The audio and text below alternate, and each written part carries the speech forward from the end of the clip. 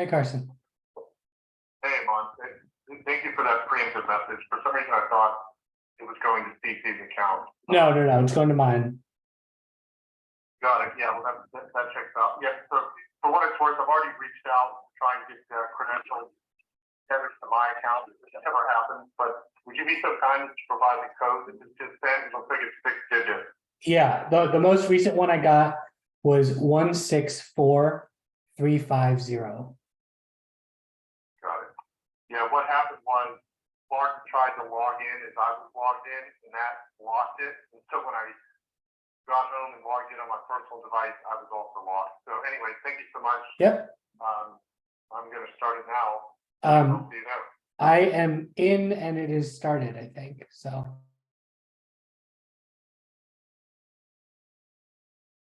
there you go. All right.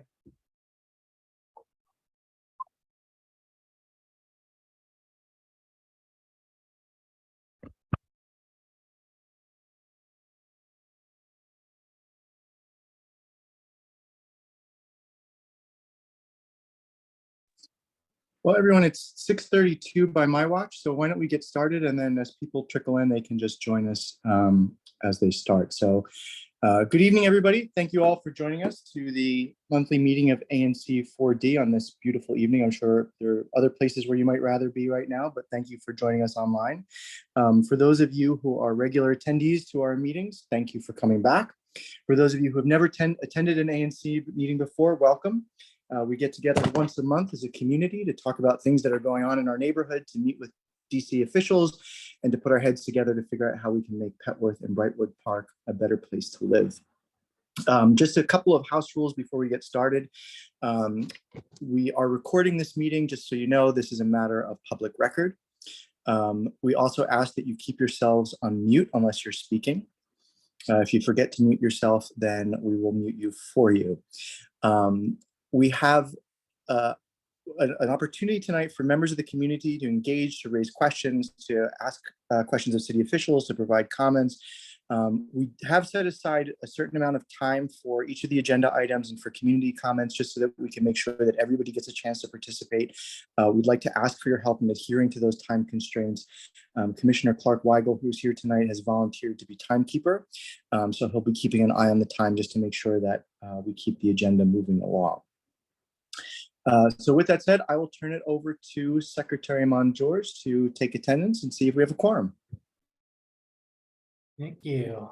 All right, I'll call roll. If commissioners are here, please say present. Commissioner Pinckney. Commissioner Judson. Present. Commissioner Lucarelli. Present.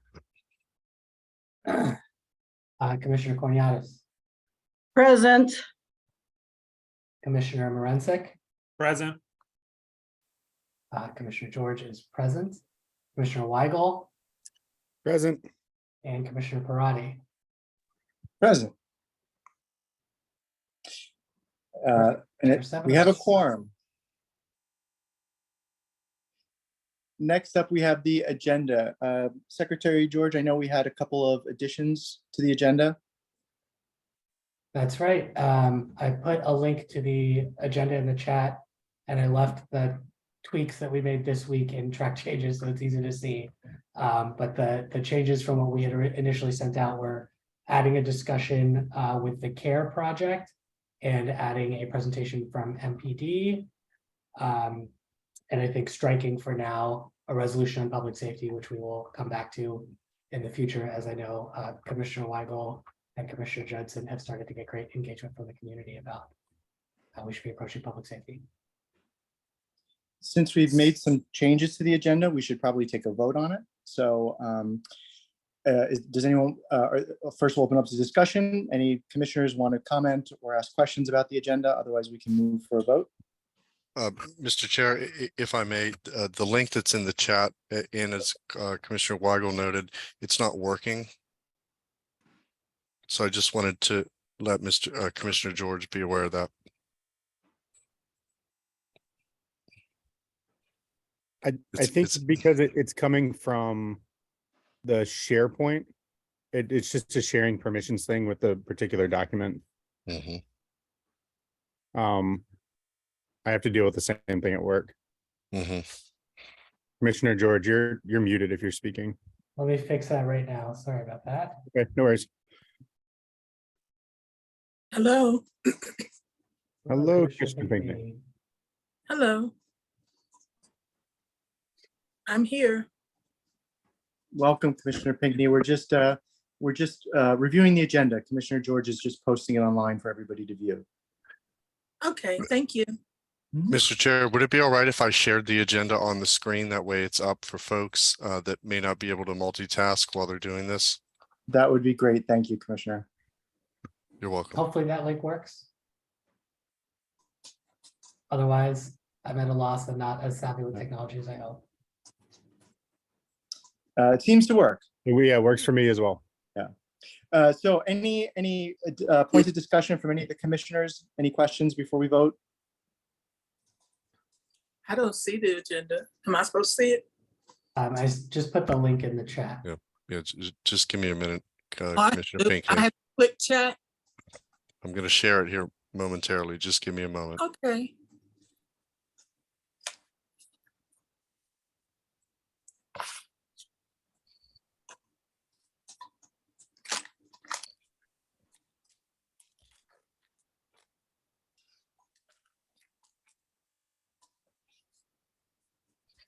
Okay.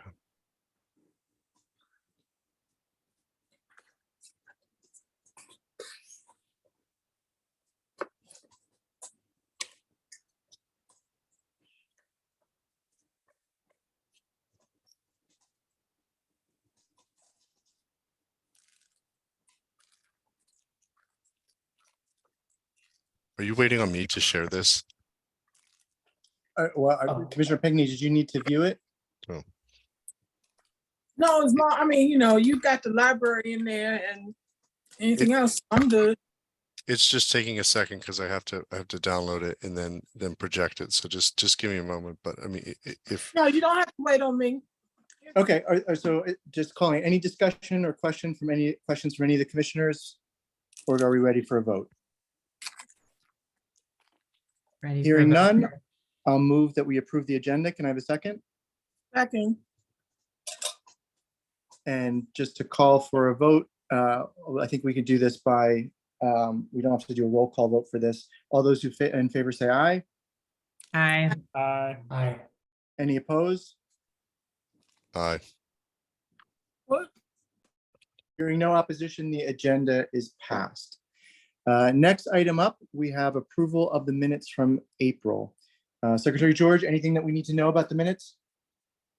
Nope, no changes since the draft that was circulated a few weeks ago. Excellent. Are there any emendations, adjustments, edits from any of the commissioners? Hearing none, any adjustments, edits, or corrections from the general public?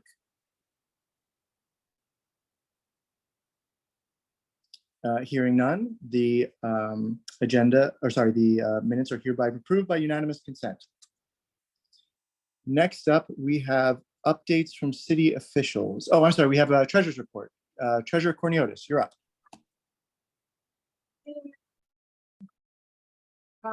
Treasury approved by the security fund so that we can start writing checks. It's very exciting. This happened as of May 4th. Our balance as of today stands at $8,994.42. And as a treasurer and as a commission, we plan to review the grant process that our predecessors have put in place. And we hope to issue grants in Q3 and Q4 of this year.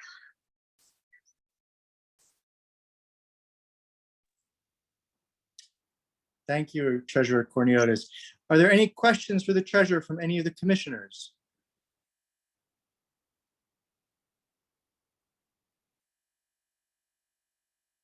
Hearing none, are there any questions from the general public?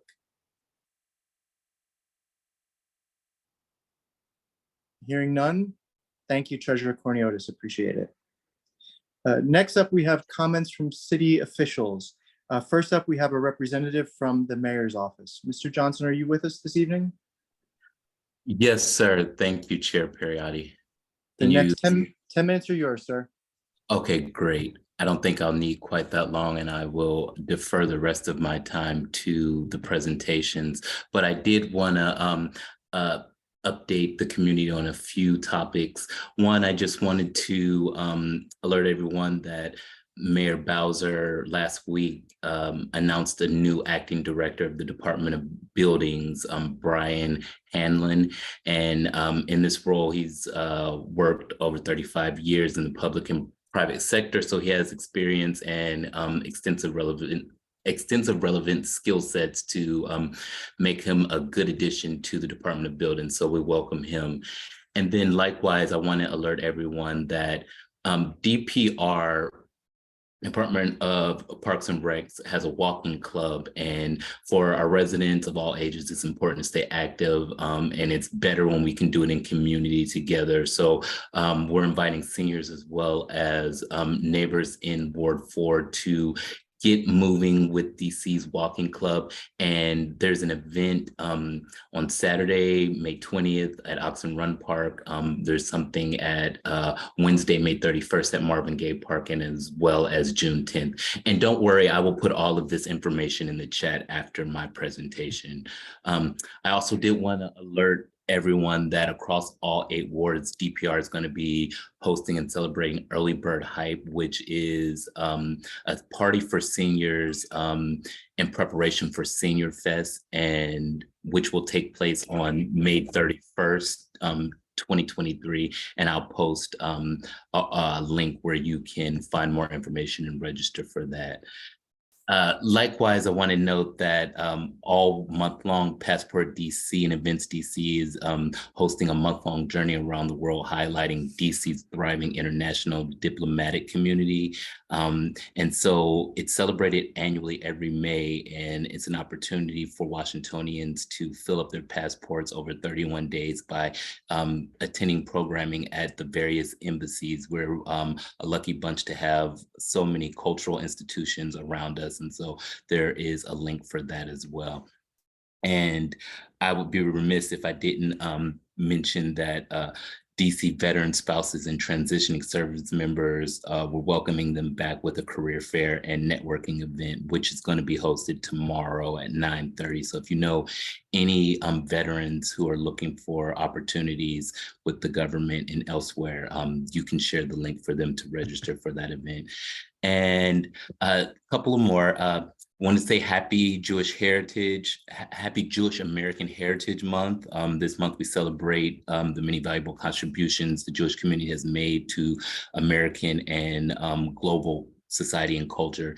And also May is Asian American and Pacific Islander Heritage Month as well. And DC Public Library is hosting a MOPIA event, annual event called Foodalicious Night as part of the 2023 Asian American and Pacific Islander Heritage Month. I'll post information about this as well, but Chef Peter Chang, as well as Chef Lewin Grath, will be hosting a special event on May 22nd at 6:30 p.m. at at Martin Luther King Library. And lastly, I'll just mention that if any community members are interested in brightening up the neighborhood with DPW's Helping Hands program, it's an opportunity for us to join in community and clean up the neighborhood. We can organize a cleanup event, borrow toolkits, as well as to include rakes, brooms, shovels, trash bags, and we also can get free compost. If you would like to hear any further information about that, I'll have a link as well. And so that really concludes the last of my mayoral list of things to share, but I also wanted to just highlight and thank the commissioners for their due diligence, and also MPD for coming out tonight. So I look forward to hearing the presentation and talking more with the community. I'll also be sure to drop my information in the chat as well. Thank you, Mr. Johnson. Are there questions for the mayor's office? First, from any commissioners? I have a question. Sorry, I should have raised my hand. Actually, there's a question and then a couple of comments. So Mr. Johnson and I are going to have a walkthrough of 4D04 on Tuesday. Correct me if I'm wrong on the time, Mr. Johnson, but on Tuesday, May 23rd from 10 to about 1 in the afternoon in 4D04 specifically. And then my question for you, and I hope that we make this a monthly recurrence. My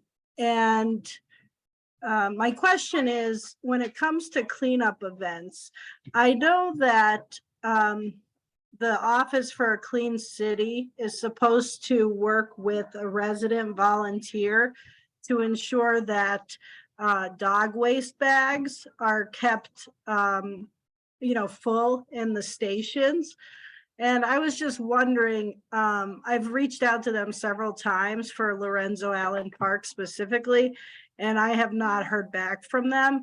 So could you take that as a tasking to see if we can, coordinate with a resident of 4D04, in this matter?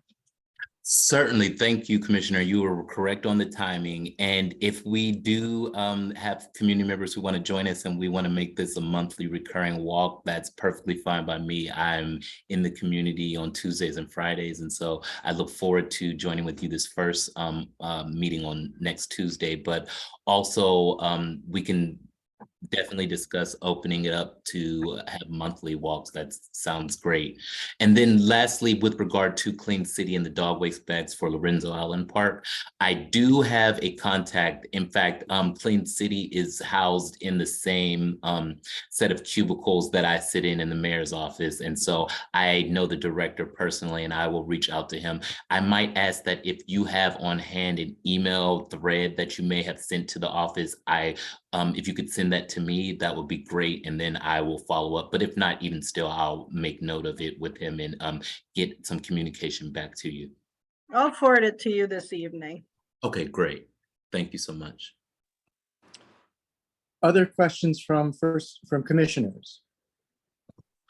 Mr. Chair, I was just going to piggyback off of that and just state that, as 4D grows, we need to take into account things like, pet ownership.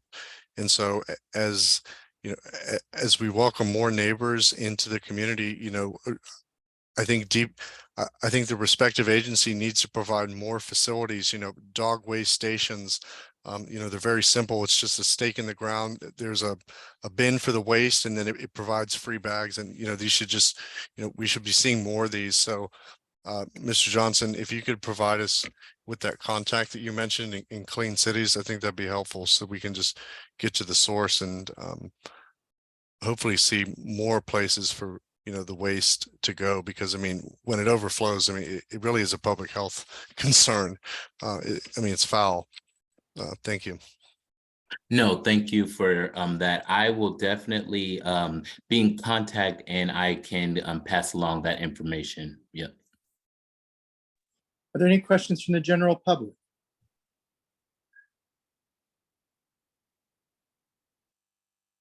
Hearing none, thank you, Mr. Johnson, for joining us. We appreciate your time. No worries, and I will continue to put some updates in the chat. Next up, we have a representative from our council member's office. Ms. Rogers, are you here this evening?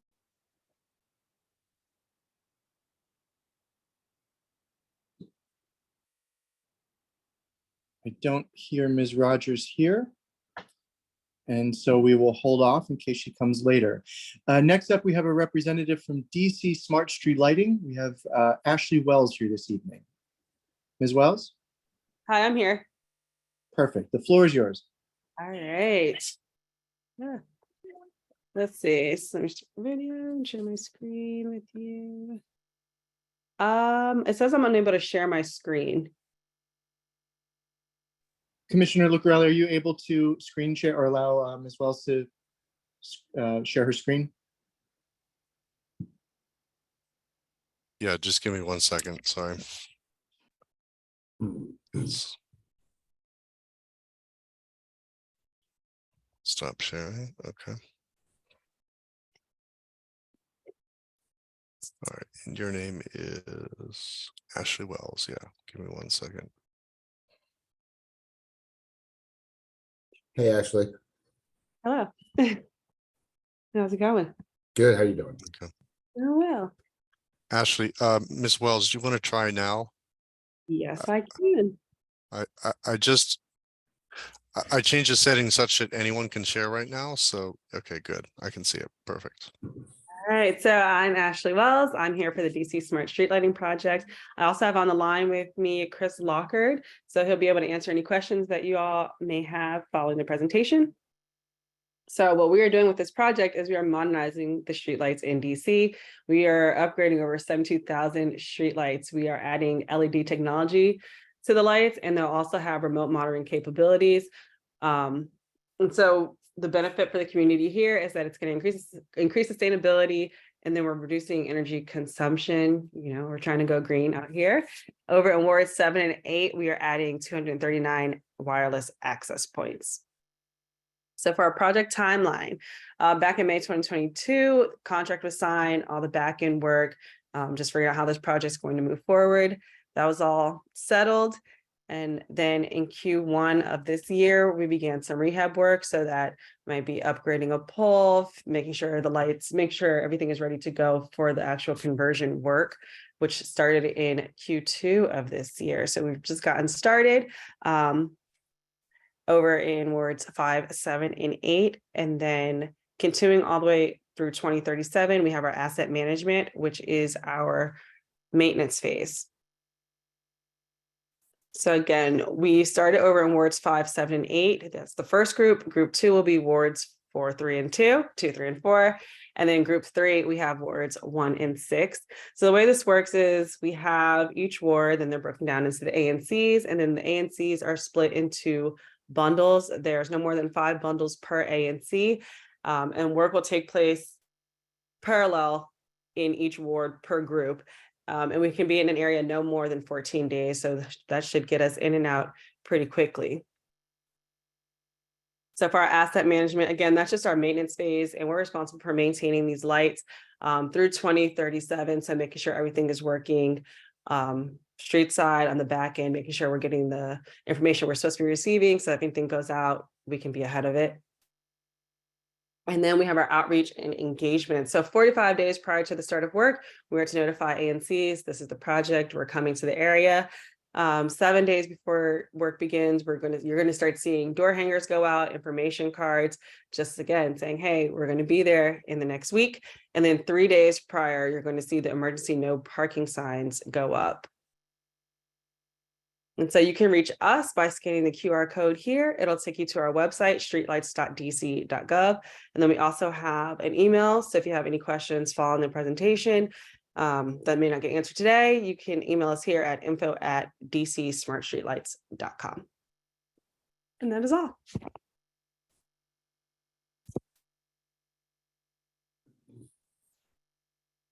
Thank you. Thank you, Ms. Wells. Are there any questions for Ms. Wells or Mr. Lockard? First from commissioners. I have a question. Commissioner Lucarelli. Mr. Lockard, Ms. Wells, thanks for the presentation. I have a question about photometrics and light leakage, because often, you know, it's not uncommon to hear complaints, you know, from people throughout, you know, cities that, you know, lights are too bright. And so I know the answer to this question, but just so that you could inform others on the call, you know, will these lights, you know, leak into people's homes, and, you know, what type of quality is the light? You know, is it going to make things, you know, worse for people? Or is it actually really a good thing because, you know, it's providing, you know, specific type of light that's better, you know, at night, things like that. Thanks. Ashley, I'll take this if you don't mind. Can everyone hear me well? Okay. Yes, sir. Yeah, great question. And clearly, if you know the answer, hopefully what I say is what you were hoping to hear. The proposed lighting solutions that we're installing are basically controlled light. So they have the right distribution patterns appropriate to the street. So instead of like your old, the existing lighting, the HID lighting or high pressure sodium metal halide, it's a blob of uncontrolled light. So I've gone around the city for months and seen everything from makeshift house side shields put on fixtures to actually the spray paint of Acorn post top fixture spray painted black. In our case, there's three major fixture types that are predominant fixtures for the whole project, and that's the post top fixtures, the decorative acorns, if you will, the teardrop fixtures at the intersections, and the cobra heads, sort of your standard street light, that you would see. All of those include a shield, They also are all limited to less than 10% uplight. So that's the biggest thing, is that this is all going to be a dark sky compliant project. And to get dark sky compliant fixtures, you have to really control the backlight, the uplight, and the glare of the fixtures. So it should overall be a significant improvement to the existing lighting system. And then the appropriate distribution patterns. Where there's house side shields present, we'll be replacing them with house side shields. So we don't anticipate any instance where we're going to have complaint of light spillage or light pollution, if you will. So hope that answered your question and was what you were looking to get out of prompting that. So thank you. Commissioner Cornelius. Sorry about that.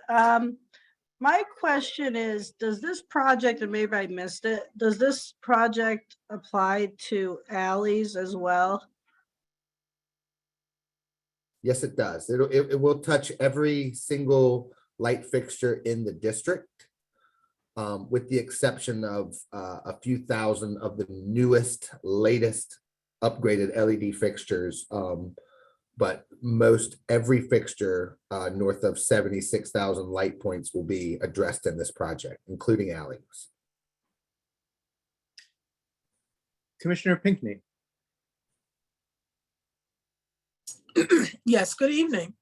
I saw that you mentioned that there will be a disruption in parking. Parking here on Kennedy Street is a luxury, it seems like. So when you say a blockage or no parking during certain times, are you talking about a certain time during the day? You talking about day and night?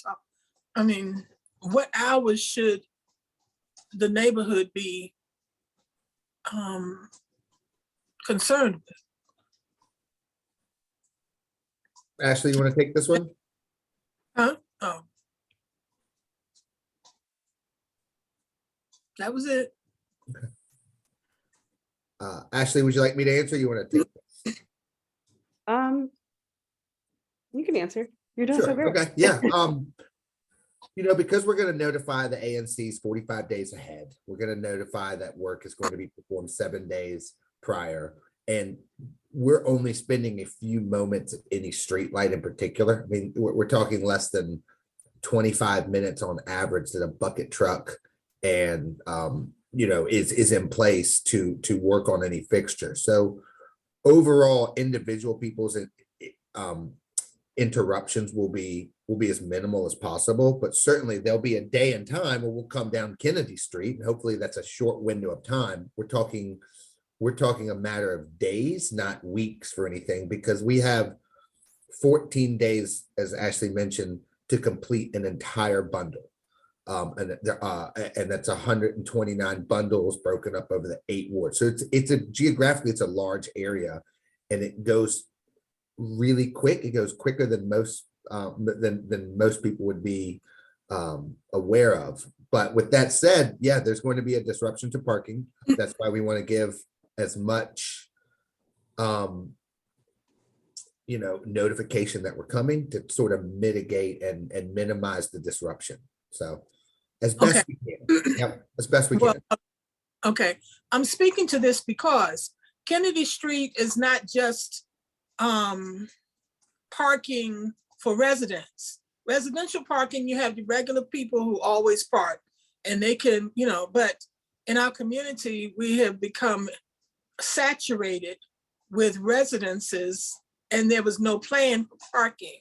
But Kennedy Street is open, there's people coming to do business, et cetera, et cetera. So when you're handling the busy streets that are open. If you don't shut the fuck up. Hello? And shake some ass, God damn, you rambling and rambling and rambling and rambling. Shut the fuck up. Who is that? Commissioner Lucarelli, are you able to mute that person, please? Call the fireman and shake some. Hey, shake some. Shake that ass. Wow. Apologies, everybody. We seem to have somebody do a Zoom bomb, which hasn't happened in a long time. So sorry for that. Mr. Locker, would you like to address Commissioner Pickney's concern about traffic, and then we'll get to the next question? You're muted, sir. We're gonna have an emergency no parking signs posted. And we're going to try to minimize the disruption as best we can and move through sections as quickly as possible. So that's all we can do is notify prior to and be as quick and efficient as possible. I know that there is some work scheduled at nighttime. I'm not sure if Kennedy is in particular, but I know that we're working with a local contingency of crews that have been in and around for the city for decades. So we have some local knowledge with us. You've seen everything from Fort Myer to DCI trucks, and we're utilizing a lot of local knowledge in this greater DDOT project. We have a question from Walter Jones.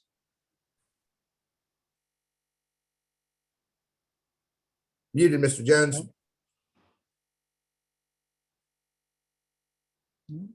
Okay, I guess Mr. Jones may have changed his mind. Oh, no, are you there? No, sir? I haven't changed my mind. I just Okay. didn't clear myself.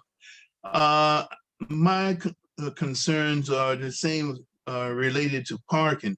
We have residential parking on Jefferson. However, during the day, there is construction workers or, well, I guess the bottom line, having parking enforcement enforce the parking restriction for those that don't have residential parking. Is clearly an issue that is going to impact whenever you come to our area, that will impact the parking assessment. And if it's during the day, if parking enforcement doesn't enforce the residential parking, it's going to be a problem for those that can find the necessary parking.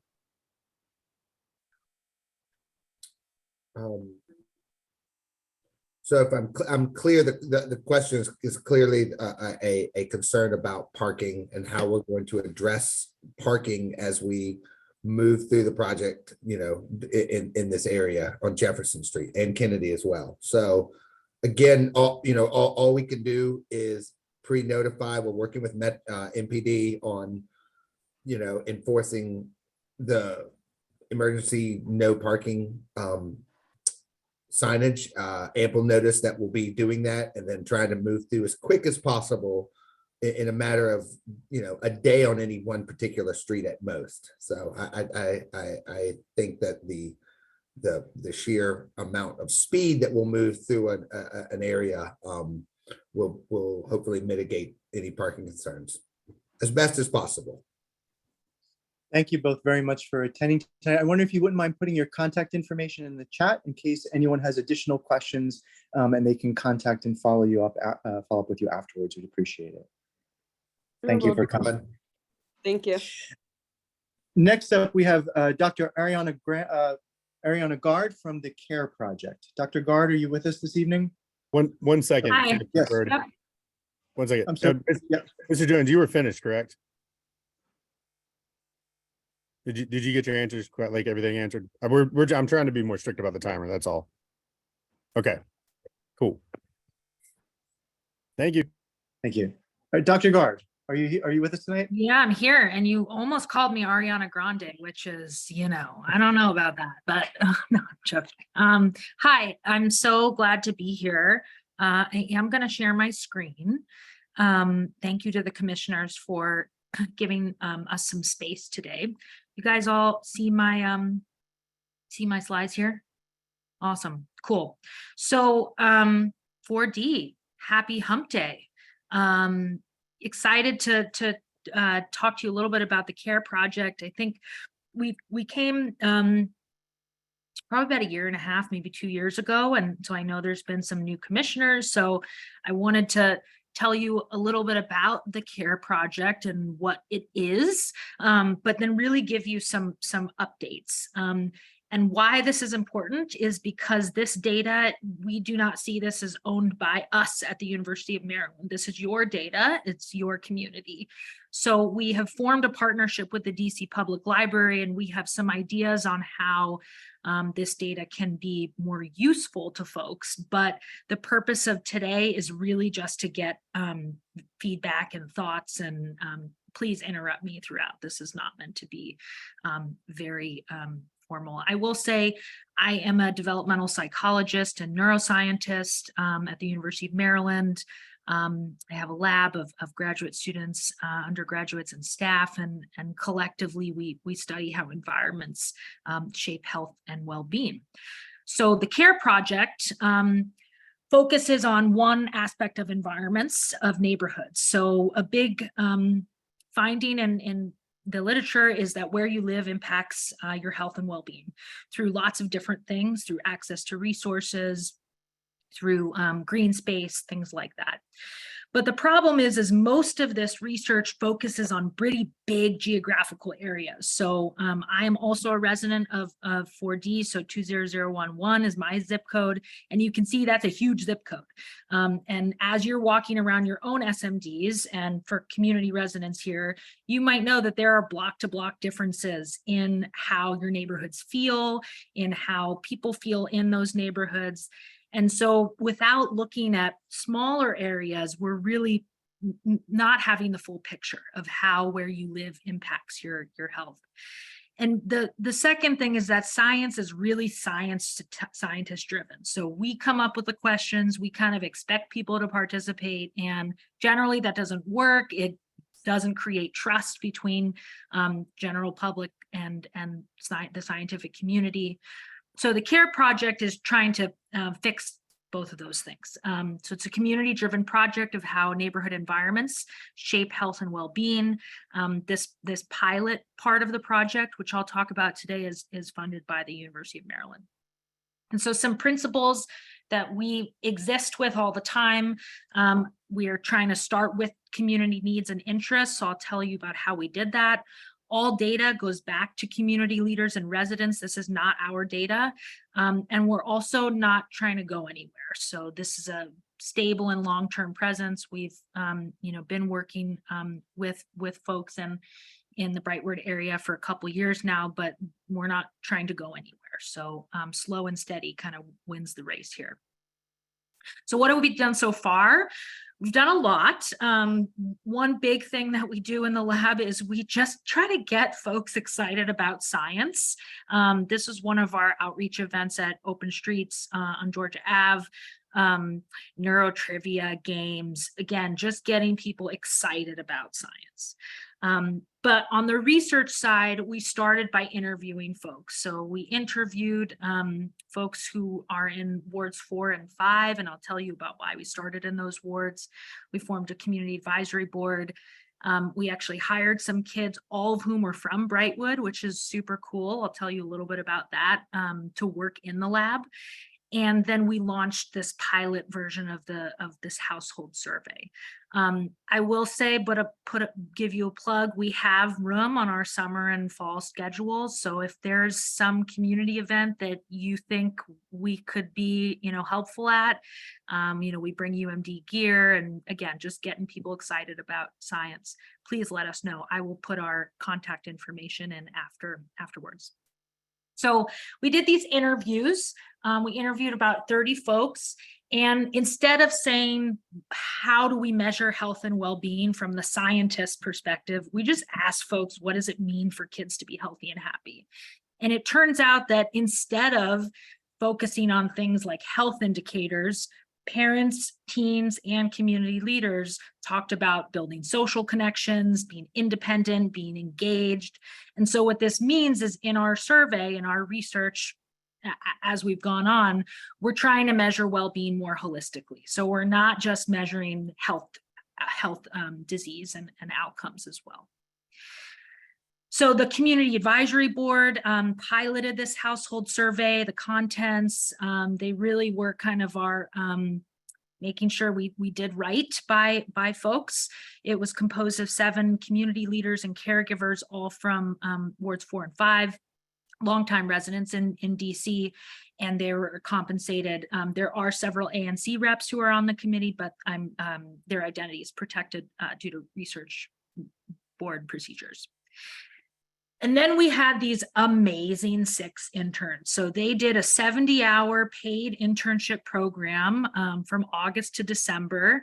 This is the dream team here. The goal of the program was to promote scientific engagement, training youth to become scientist partners. They explored their neighborhood, they developed research questions, they collected data, they learned data analysis skills and coding, and they also presented to community leaders and their parents at the end of the program. And I will say that some of my undergrads in the lab were looking at me like, are you going to replace me? Because these kids just really have, they're middle and high school kids, but they really have a deep understanding of where they live and what it means to them and what it means to grow up where they live. And so one thing we learned from this program is we are never going to collect data without youth interns. It really enriched the entire process, and you know, we've formed some really wonderful connections with these kids. So the household survey was designed based on these, you know, preliminary community-driven processes, and the survey was 30 to 35 minutes. All questions were optional. It was available in Spanish and Amharic, and we have Spanish and Amharic speaking staff as well who were able to field phone calls.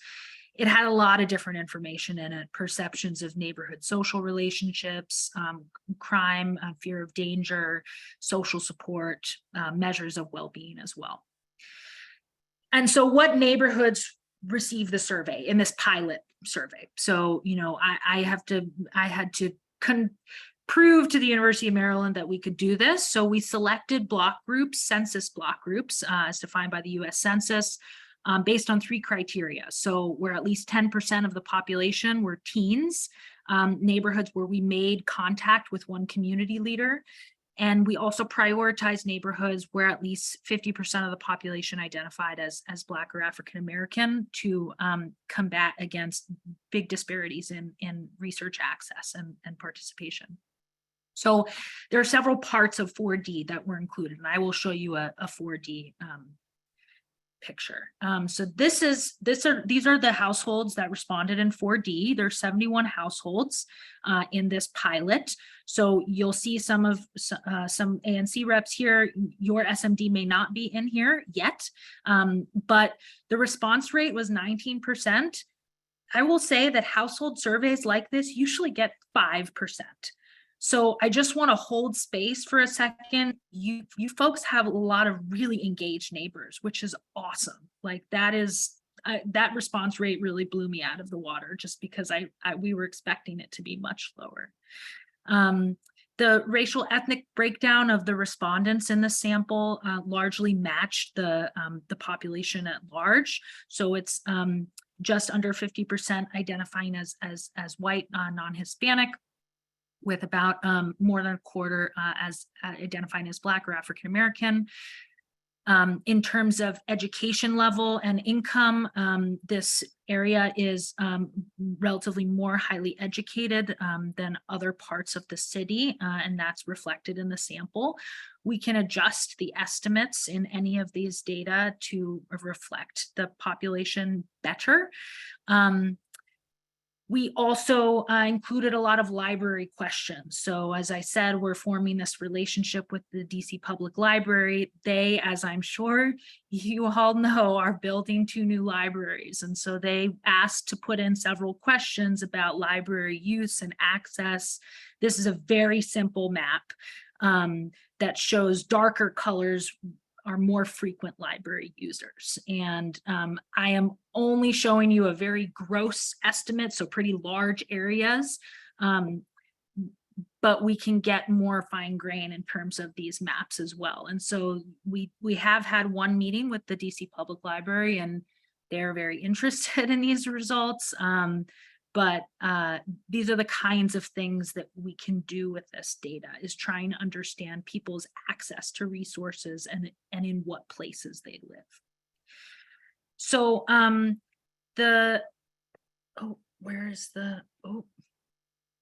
so the idea with the delivering the data back to the community is we are hoping to start something called data walks.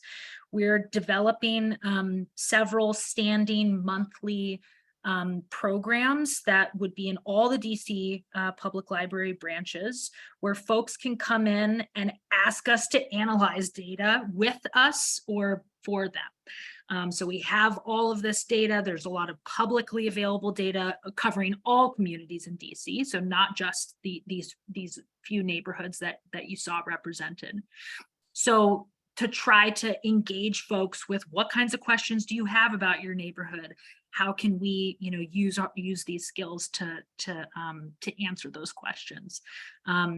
So there's a lot there. Our intention is to have these standing open office hours type things where folks can come and kind of tell us what to do, ask us to analyze data in certain ways.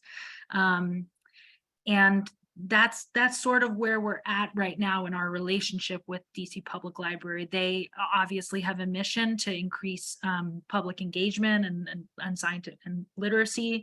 So that is also part of that as well, in terms of increasing individuals' data capacity and communities' capacity to use data to make changes in their communities. So maybe I'll stop there. I know that was a lot. This is not meant to be, have all your questions answered. I'll stop there. I will say that I am always free to take folks to coffee. We can make Marilyn pay us to all go to coffee. If anyone wants to talk more about this, my team and I are free. Thank you, Dr. Gard. Very much appreciate you being here tonight. Yeah. Questions first from any of the commissioners? I see Commissioner George. Thanks. Thank you so much, Dr. Carter, for coming to present and sharing this with us. Can you give us examples, if you have any, of like ways communities have started to creatively use the data, or ways that you envision that we might? Yeah, so one example could be, we know that access to, so we know that material hardship is a measure of people's needs, unmet needs. And right now we maybe have ward level measures of material hardship, and that is impossible to try to help us figure out. No, these are the specific blocks where maybe we need some like public food dispensaries kind of, right? So those type more targeted areas. People's perception of danger is going to really vary by block. I think that's going to be potentially really useful and potentially for MPD and also community members facilitating conversations with MPD. So I think that this data can really be used to localize where there's need, but to also localize where folks are doing really well and what's going on in certain neighborhoods where like well-being is super high and neighbors are talking to each other and hanging out, and let's try to champion those, you know, those areas and learn from them. Does that help a bit? Yeah, that's great. Thank you. Yeah, that was a great question. Commissioner Pinckney. Yes, good evening. Thank you for coming and sharing that information with us. I would like to, well, you know, we're working on getting the library here. Yeah. I'd really like to, if I could, see the data about the library usage. Yeah. And talk to you a little bit more about some of the data we need to collect. Totally. For the process down the road, if that's possible. Absolutely. I, you know, would love to meet up, bring my computer, and we'll just open it up and check it out together. That's absolutely possible. And, you know, I'll also say that, you know, we have this team of, you know, trained data collectors. And so if there are needs, this is just the first kind of phase. But if there are needs for collecting more data, whether it's interview based or, you know, household based, like, please use us, like, absolutely. So Commissioner, should I just reach back out to you? That would be so perfect. Okay. Because it's not just in reference to the library. There's some other things in 4D that we need to get some data on. Yeah. Yeah. Okay. All right. Thank you. Yeah. Questions from the general public?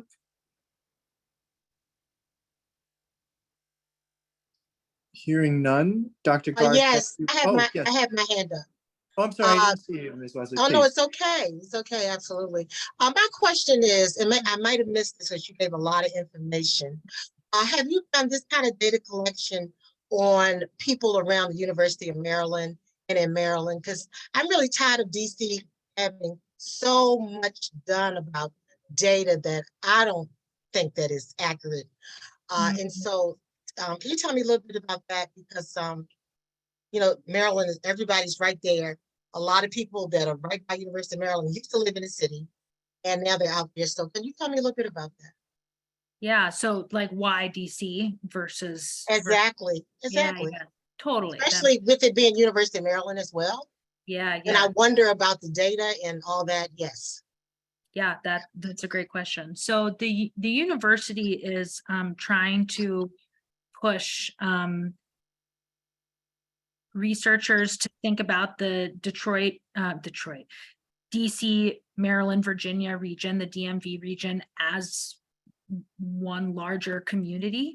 And so there definitely are studies that exist in Prince George's County, but we decided to work in DC primarily because there are very few studies and projects in the neuroscience and the psychology departments working in DC. You know, University of Maryland's a huge university, but I think it's a fair point, right? Like, why are we in DC versus other areas? And I think they're different. So urban versus suburban is also a big difference as well. But I think it's I'm always very leery, particularly University of Maryland and their history with people of color is not a good history. Yeah. Absolutely. And that's something that we heard in a lot of our interviews as well. Oh yeah. I mean, I've been to games out there 20, 30 years ago when they had Confederate flags. So yes. Yeah. All right. Thank you. Thank you for sharing. Thank you for sharing. Any other questions from the general public? Seeing none, thank you very much, Dr. Garth, for joining us tonight. We appreciate it and the work that you're doing on the behalf of our community. Thank you, everybody. Next up, everyone, we have MPD who is here with us this evening. MPD normally doesn't come to our ANC meetings, but there has been an uptick in shootings in our community over the last few weeks that has the neighborhood quite concerned. And so MPD is offered to come here tonight. Commissioner Corniotis wanted to frame the conversation before we introduce MPD. Commissioner Corniotis, did you have something you wanted to say before we turn it over to MPD? A few things. Thank you, Chair. Good evening, everyone. I know that probably 90% of you are here this evening for this reason, and we thank Commander Harad for coming to our meeting this evening. But I would be remiss not to mention the shooting that did occur this afternoon around 2:30 p.m. at Roosevelt High School, which resulted in, unfortunately, a 17-year-old being killed, and also locking down all of the surrounding schools in that area. This is not normal. This behavior should not be normalized. And prior to that, we came together as a community for a vigil last Friday to not only pay our respects to Aaron Darracott Jr., who was killed on May 10th, but also to hear our community's concerns and also act upon those concerns. So that's one of the reasons we've invited Commander Harad this evening. But this is your meeting as well to ask him and us any questions you may have. And this is one of the initial steps in how our commission plans to take actions on what has the uptick in gun violence. Commissioner George, would you like to add anything, or Weigel or Judson?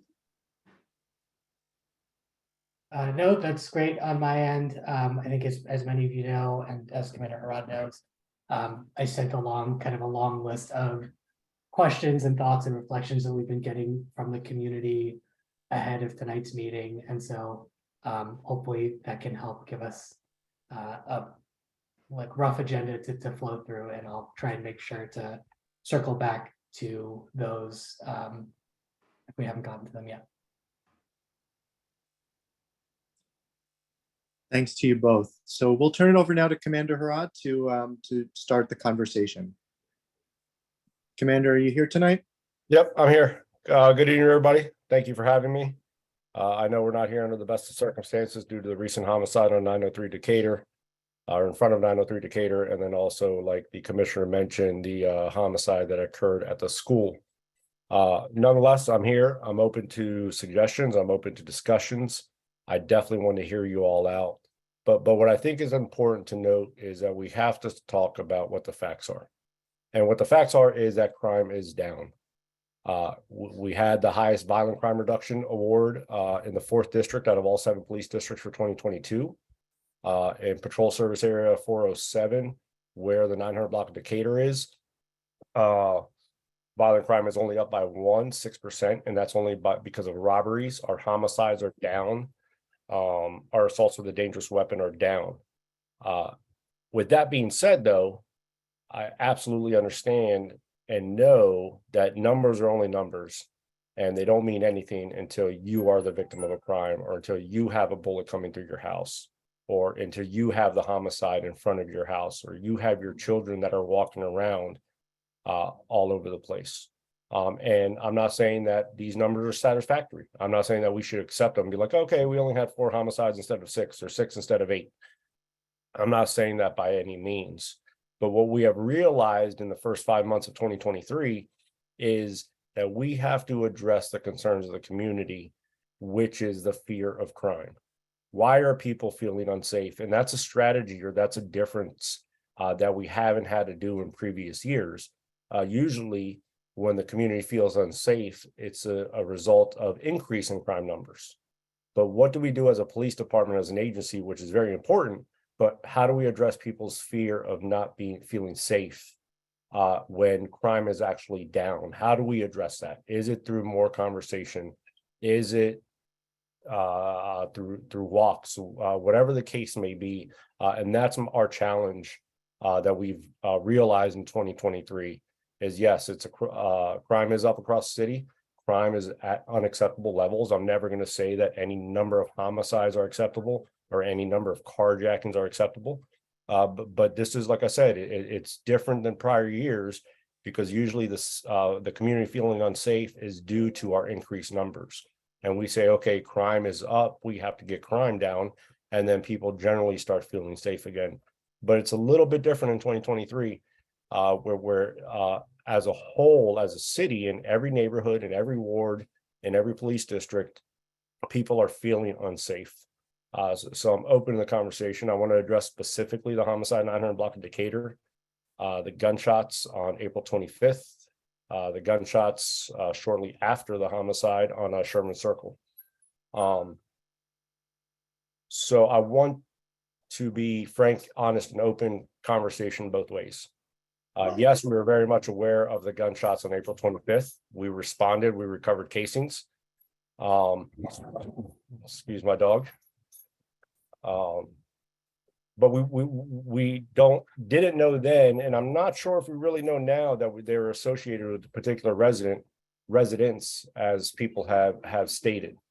You know, a lot of times when we have gunshots, minus the stray bullet that hits a car or hits a house, the intended target or targets don't come back to tell us they're shot at if they're not actually shot.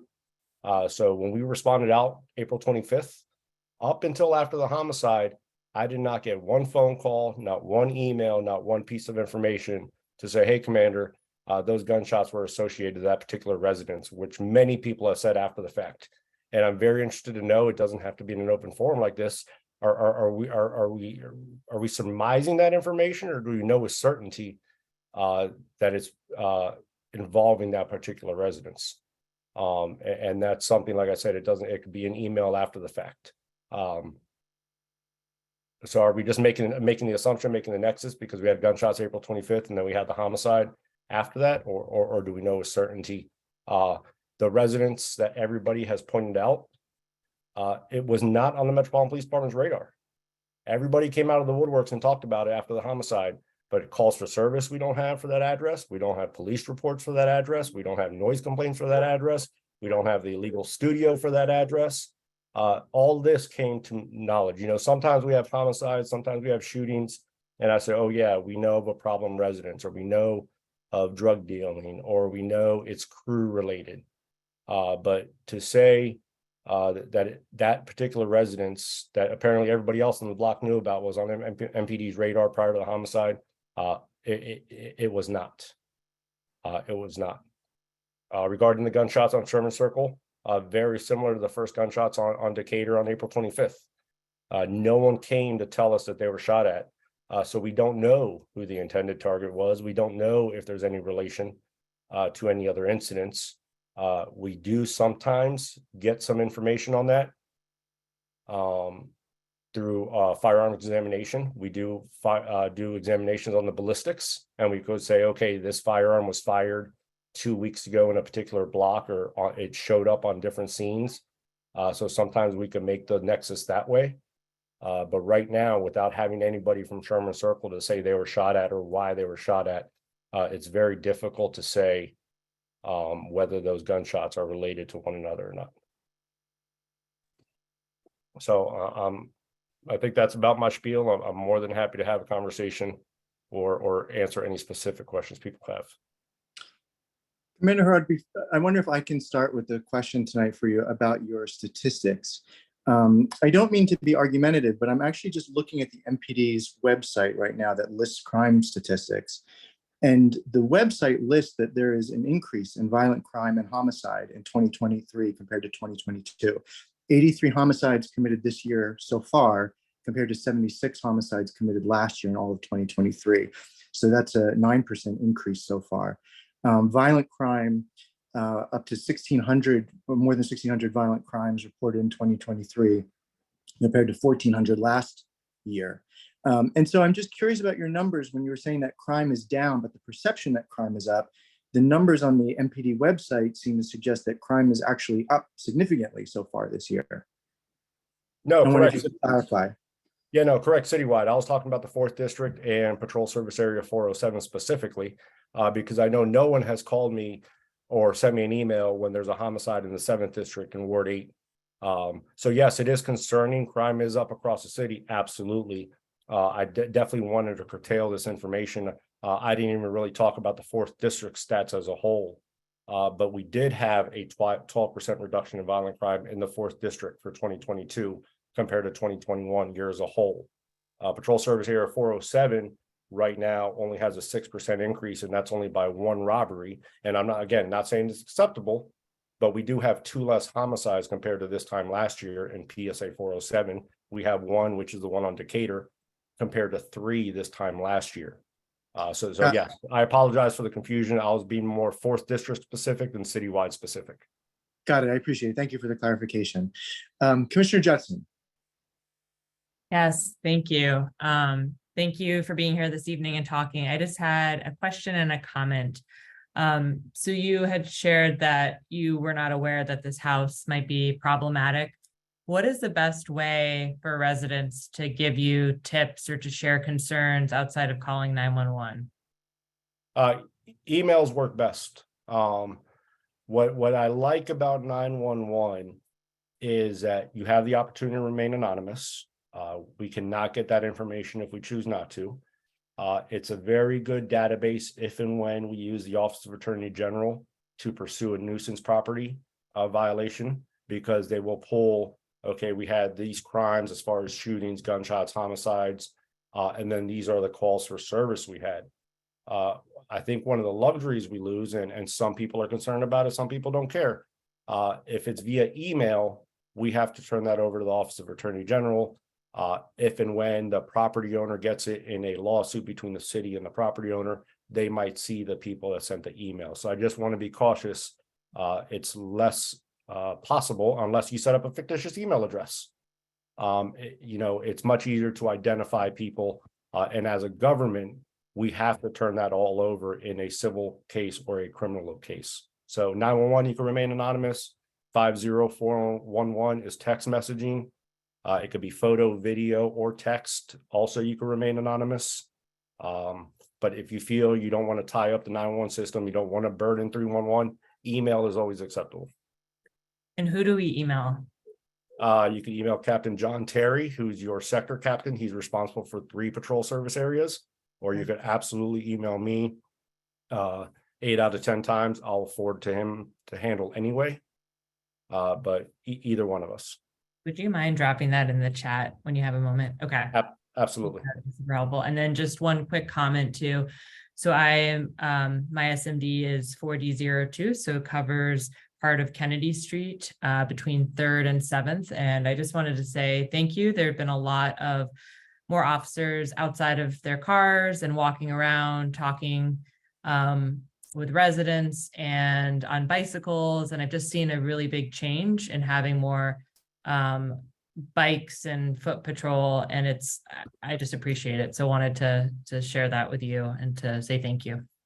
Thank you. It's very important for me to hear when we're not getting things right, but I also think it's equally important to hear when we're getting it right. So I know to keep doing it.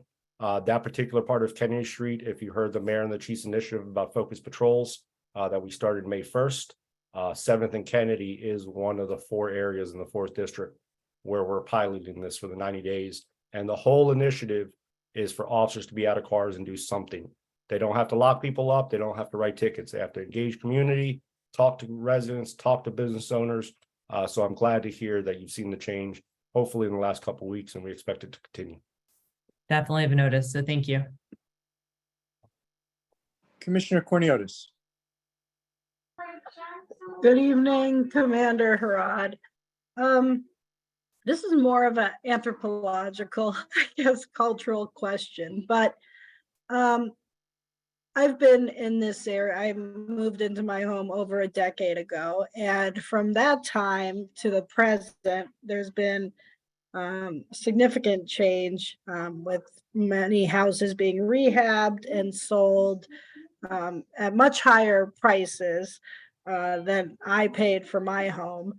And I think, even at the vigil that we held, there is, I want to say, a divide between what I would say the newer residents as opposed to those that have been here for more than 7 to 10 years.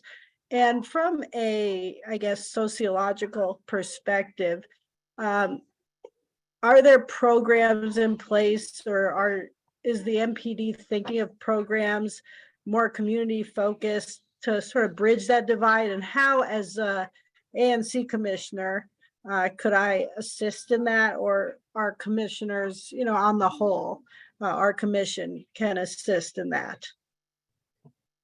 Yeah, no, that's a good question. I do think the bridge needs to be made. I'm not quite sure if MPD is the best government agency to do it. I think that's what we've learned over the last couple of years. Maybe we need to start interjecting the police where it's not really a police matter. But as far as bridging it, I believe some of the strongest communities in reducing crime and making the community feel safe is strong community network amongst neighbors. I say it all the time in meetings. We have to stand hand in hand. It doesn't have to be MPD and community. It could just be community, but we have to let people know that this kind of behavior, this kind of illegal activity is not going to be tolerated and not become the norm. We can never say it's okay to listen to gunshots, or it's okay to hit the ground in the living room because gunshots are going off. So I think it's super important to have strong community connections. I just don't know if MPD is the best agency to assist with that. No, that's fair. I just think that obviously, as you said, I think MPD plays a role, not necessarily, a leading role in the community bridging aspect, but obviously it would be helpful to have you at the table. Yeah, I agree. Commissioner George. Yeah, thank you so much. Commander Harad, I wanted to come back to the residents not being on MPD's radar. I haven't done this, but one of the residents who lives nearby pulled a bunch of police reports for arrests and gun recoveries that were listed as on the 900 block of Decatur, which may be why it's not coming up in your system if these arrests are being attributed to the block rather than the house. Could you talk a little bit about how you determine whether to say that an arrest is at the block versus at the house, whether there's more that you all can do when you're making an arrest or recovering a gun in the area to kind of pin stuff down so that you do have data about how recurring issues may be happening at the house but not being recorded that way in a way that's useful? Yeah, no, absolutely. So on our end, on the Metropolitan Police Department end, we have specific addresses. When we release information out to the community, it's only the 100 block. So when I began doing my research on that specific residence and that specific address, I did use a specific address, and nothing came, not nothing. An identity theft report came up for January. And then I think literally that's it tied to that address year to date. I didn't go back further. I see. Okay, yeah, these were all from 5.5 months. I mean, if I were to keep a address that's on MPD's radar an indefinite amount of time, we'd run out of space. So usually things start churning. 911 calls for service, crimes associated with a particular address. That's data I review daily. I get auto-generated reports every morning of every sounds of gunshots, every criminal offense report we took, and I review it. That data to me is address specific, released to the community. It's the 100 block. So that may appear, that's why it appears to you all as 100 block, but I did research the specific data. And please I don't want to say that the information may not be accurate. It just hasn't been shared with the Metropolitan Police Department. And when I look at police reports and I look for calls for service, they're simply not there to say, wow, this house should have been on my radar. I am not perfect. I miss things. And that's the first thing I do in any offense is like, were there any warnings? Were the sounds of gunshots there? Were the calls for service there? Were the police reports there? And in this instance, I just didn't see it in the last 5.5 months. I really didn't. But not saying it's not accurate. Commissioner Pinckney. Yes, good evening. Thank you for coming to speak to us. I have one statement, one question. When it came to the report, I just want to say that it's very dangerous to start pointing fingers at what houses to look at for this issue, because it sets a precedence for division, starting division, when you know what, and we can cross the boundary of being neighborly to being something else. So I just want us to all be mindful, because my purpose, and I think the purpose of the commission, is to foster community. And it's a thin line between fear and whatever else this could be. My question is about the accountability in terms of getting the infrastructure of the systems that are designed to support the work that MPT does. I understand from my one-on-one conversation with the Ward 4 councilwoman that the office or the lab that's supposed to process all of the information from crime scene or whatever is not able to process that here. Most of the stuff has to be sent somewhere else because the crime lab is compromised. So we're going through a budget situation, but I haven't heard anything about really fixing the internal problems, because on the street, the word is that the guys standing out there and the girls standing out there, they're not fearful of going with you guys, because the next day, if the crime labs and the spaces internally can't do the job to support whatever the judge needs to do, the case is dismissed and they're right back out on the street. So what are you all going to do for that side? Because you can't just do the work that you all are doing and the good work that you're doing if the other side is just not prepared to receive these people. No, that's a good question, ma'am. Chief Conti and the mayor talk about it often. It's the ecosystem that we're talking about, that we need to fix the gaps or fix the holes in the system, with the Department of Forensic Sciences being one of them. It doesn't mean that our work has stopped, is that since it lost its accreditation, we have to do things a little bit different. And what that difference is that we're spending money to send this evidence processing out to outside vendors or outside jurisdictions to do it for us. That's for open cases with serious offenses. With closed cases where we've made an arrest, then the U.S. Attorney's Office takes on that burden because it's now their case, and they take the financial burden to outsource it to private companies or outside jurisdictions to assist us with that. But I also think a part of that ecosystem that we talk about is that there has to be consequence.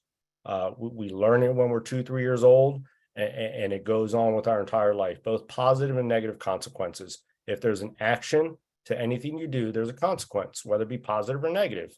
If you study hard, go to school and grind away, and you get a good salary, that's the positive consequence. If you touch a hot stove and burn your hand, that's a bad consequence. But if you don't burn your hand, you're going to keep touching the stove. And I think that's what's wrong with our part of our system right now, is that there isn't consequence when people are breaking the law. If you all watched the testimonies in front of the oversight a couple days ago, you talk about U.S. Attorney Matt Graves, you do your own homework, do your own research.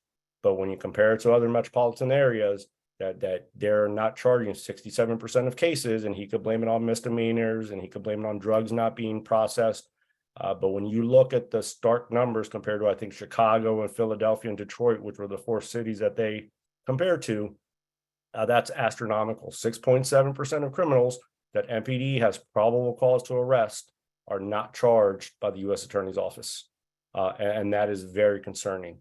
And then also with the juveniles, I would rather put a 12, 13-year-old in a rehabilitation system to help him at 12 or 13 than let him continue down the path he is, and he becomes a homicide victim or a homicide suspect at 17, 18, 19. And we're not doing it with our young youth. We're seeing kids younger and younger and younger committing carjackings, committing robberies, and they're not being held accountable. And a big portion of that, the District of Columbia has not done in my 20-year career, is that there has to be consequence for the parent as well. The 4th District, we have picked up over 820 truants this year. 800 school-age children that are registered to a DC school are not in school during school hours. We pick them up, drop them off at the school, and there's zero consequence. Does the consequence have to be criminal? No. Does it have to be a financial burden to the parent? Absolutely not. But how about we help them on one of our community cleanups? They come do a couple community hours when they're caught truant, and their parent has to come do it with them. So I think there has to be some accountability on the parents. We bring these people into this world, we're responsible for them until a certain age. And I think if they break the law, there has to be a consequence. Again, it doesn't have to be a criminal punishment. It doesn't have to be a financial, but there has to be some sort of accountability there. Thank you. May I email you about that further, please, sir? Absolutely, man. We could absolutely continue that discussion. Okay. Question from Diana Flores. Hi, how's it going? My name is actually Nelson Jerez, and we're just using my wife's Zoom account. So I've actually lived on 9th Street. I lived at 4917 9th Street for about 13 years growing up. And then I moved up 3 blocks to Emerson Street, and that's where I currently reside. And I have a child at David Starr Daycare, about half a block away from that on Georgia Avenue. And that day, specifically for that shooting that we've been speaking about, I literally picked up my child, put him in the car, and drove, and I could start hearing those gunshots. Now, as you can imagine, I've been in this neighborhood for about 35 years. I've seen the change. I've seen the change from gentrification into the city, which has been good. And and for us natives, it could be also bad. But what I don't see constantly happen anymore are foot patrols. And it's something that needs to come back. And by patrols, I mean not having a cop in a corner just sitting there on his phone, acting like he's doing a patrol. I would even suggest we even go into doing undercover foot patrols, because there's days I'm waiting outside to pick up my son from the daycare, and I can see the guys in the corner in front of that Hong Kong carryout selling drugs. What am I to say to them? So I feel like something else has to be more proactive, and it shouldn't just be doing foot patrols in the summer when you see the officers in those khaki pants or your khaki uniforms coming around. There's something that needs to be done on a bigger scale where you can't, where these guys can't see the cops coming, undercover or something like that. But something has to be done because, for example, in my case, I see the teachers walking with these babies. They're 2-3 years old. They can't run anywhere if the shootings start happening or anything like that. And I just don't see the police anywhere other than maybe sitting in the corner with their cars. What do you plan on doing about that? Being more active, maybe seen or undercover, Commander?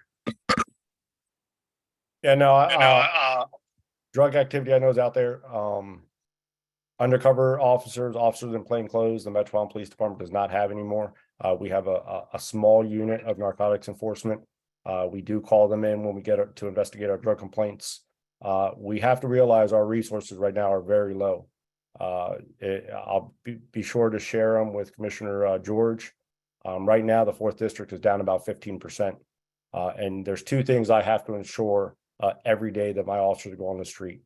is that we have enough officers to answer the call for 911 when someone calls, and that there's enough officers to back each other up should they get in a predicament. Those are my two priorities, and we're barely meeting those priorities every day. We have lost 500 officers in the last 2 years for a myriad of reasons across the department. 15% of those have been at the 4th District. I don't want to quote numbers because I'm going off memory, but I want to say it's about 80 officers the 4th District has lost in 2 years. And why we lost them is a whole different discussion. But the disadvantages when we create these foot patrols is that they lose the ability to respond to 911 calls. Another analysis I'm working on right now is how much time do my officers have to do these positive interactions, whether it be engage the community, whether it be address certain calls for service or certain activity, because they spend the majority of their shift running from call to call to call to call. Are we looking to relieve that responsibility? Briefly, what I talked about earlier, maybe MPD doesn't need to carry the workload they do. Yes, we're looking at relieving some of those responsibilities, but the infrastructure for the other DC government agencies have to be up and established before those responsibilities could be lifted off of us, whether it be dealing with mental health consumers, whether it be dealing with parking complaints.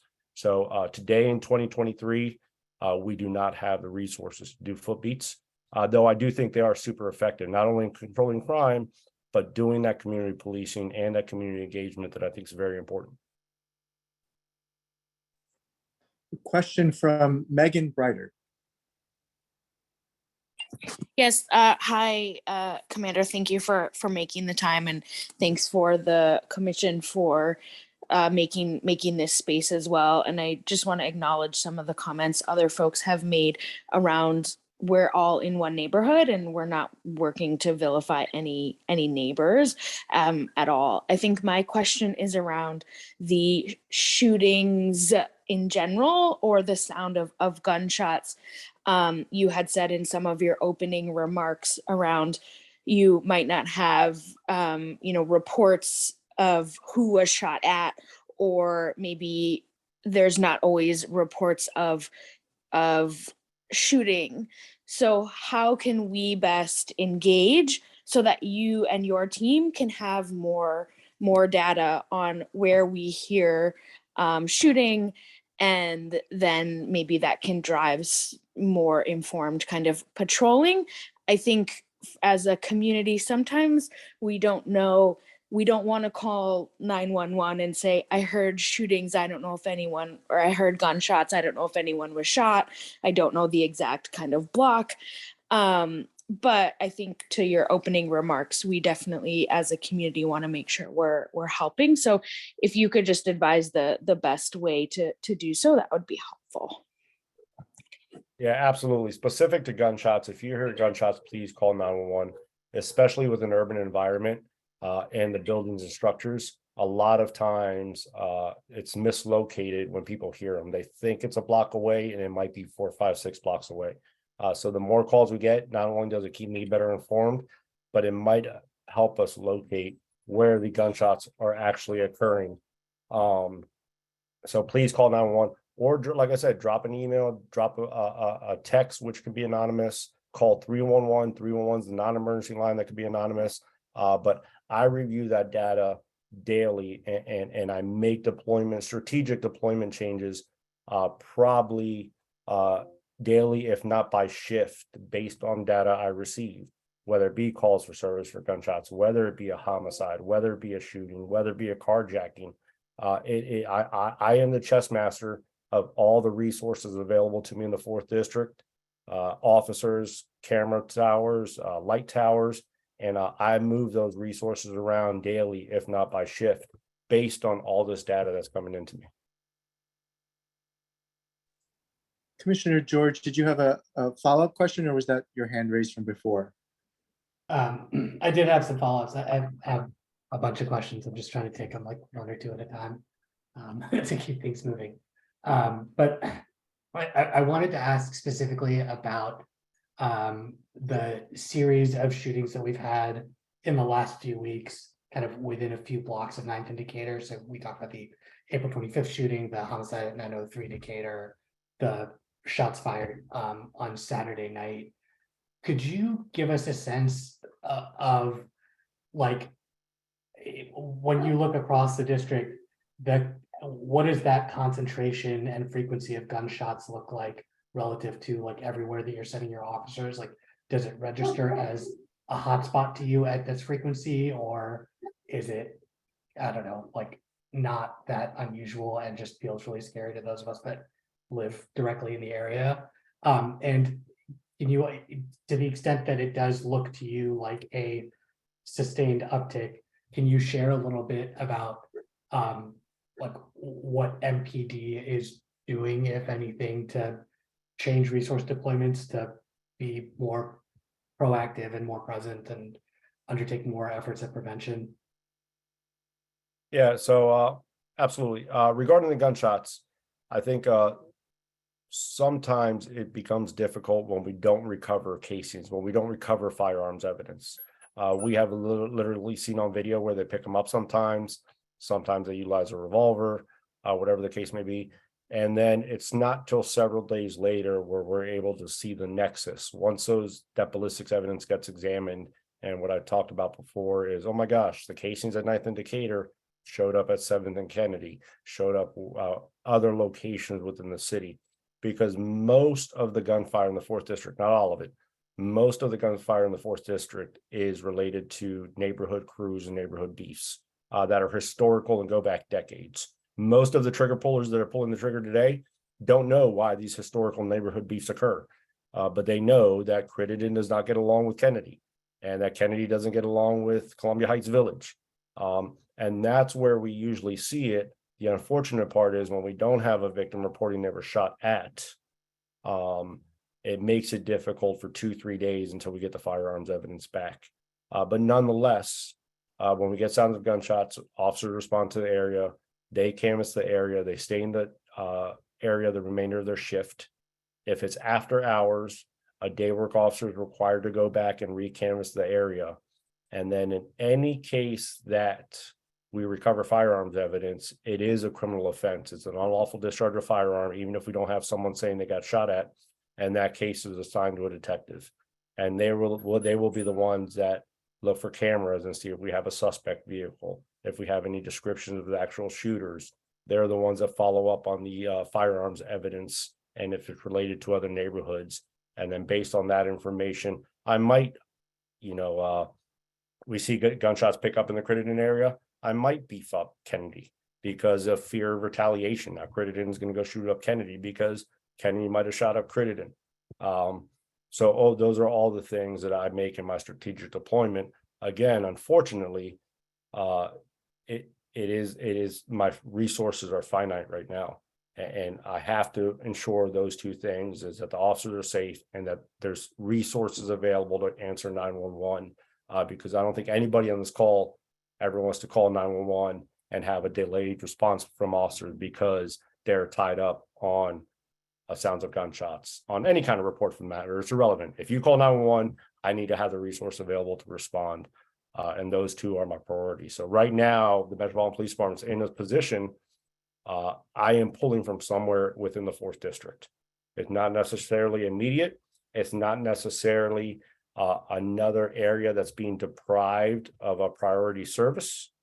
But I can assure you, if I tie an officer down to Decatur, or I tie an officer down to Kennedy Street, or I tie an officer down to the 4400 block of Iowa where we had the homicide earlier, there is an area within the 4th district that is going to lose part of that resource. I don't have resources on standby to do this.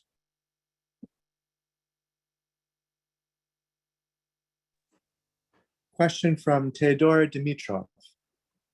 Hi, thank you so much. I have several questions actually, but it definitely piqued my curiosity in terms of you mentioning that the crime is down within our specific district, yet you're losing the resources, and you're mentioning that I guess there's just not a lot of police officers given the loss of such over the last 2 years. So then what is your explanation? Why is then crime down, but we're not feeling necessarily safer?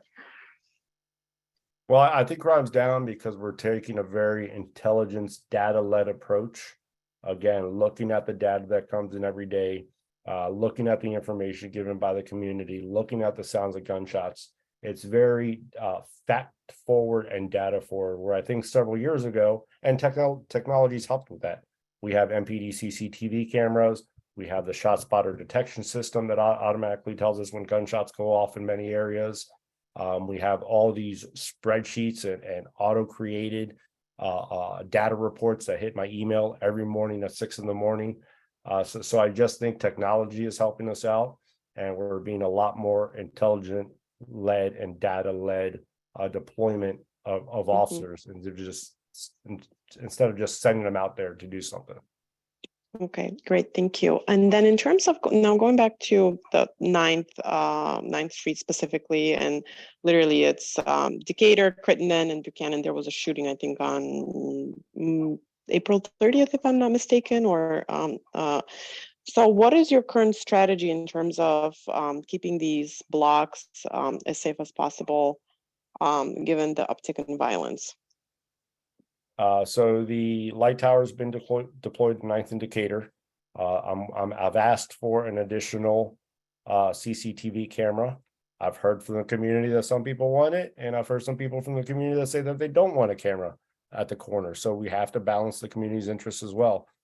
Then each patrol service area has a primary car and secondary car and so forth. So we assign the primary car in 407 when they're not on a radio assignment. They are to be in that specific area of 9th and Decatur and 1 block each direction. So that might be every 2 minutes sometimes. It might not be for 2.5 hours, depending on the assignment they get on. But they're tasked in between radio assignments. They're to be within 1 block of 9th and Decatur. I see. Do you have any specific leads in terms of who the perpetrators were on the shooting that led to the homicide on Decatur Street last week? The investigation is still open, and I absolutely don't want to compromise it. We did get great images of the suspect vehicle from the MPD CCTV crime camera.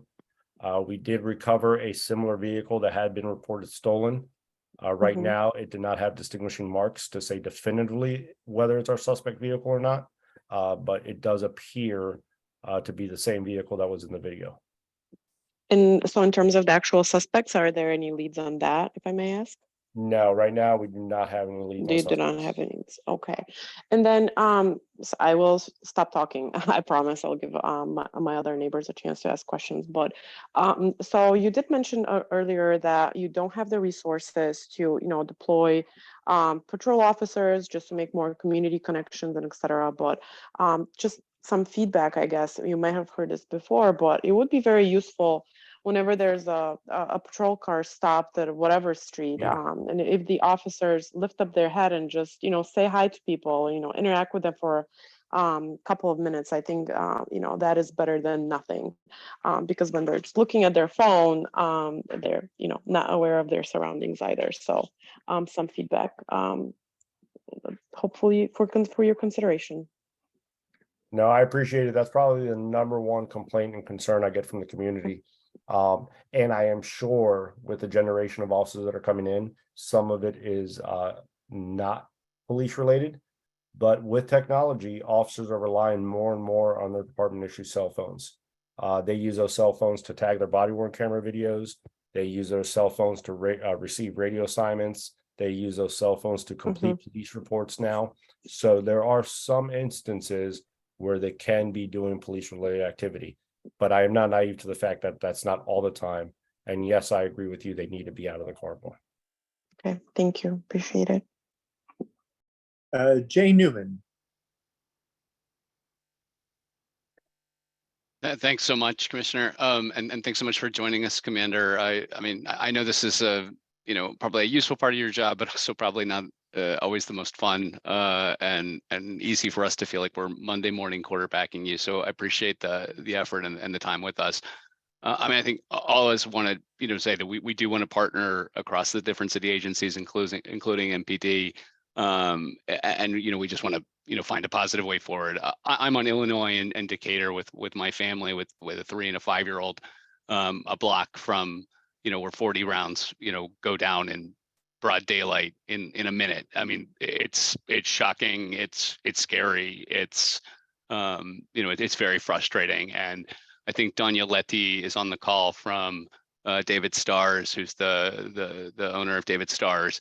And just to echo the Flores family sort of comments on this point, I mean, there's now 2 murders that have taken place in broad daylight in a week outside, within a block or right outside of school in the case of today with the 17-year-old, a block away from our district being murdered.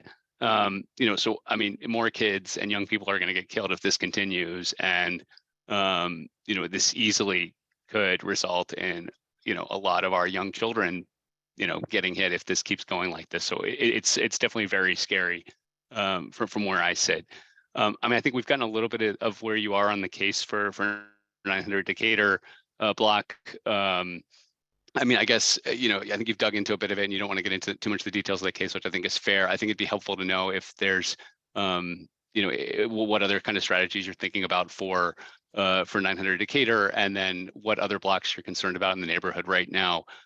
You also give a little bit of the background on the gang situation right now, and the historical 20, 30 years, 40 years of gang activity. Maybe you can give it offline, but helpful to hear a bit more on that front. Thanks very much. No, I appreciate it. I think they're all great points. And it's not about Monday night quarterbacking. It's really just about having an honest, open discussion. There are definitely things the Metropolitan Police Department can do better. And I think there's some things that we do really well.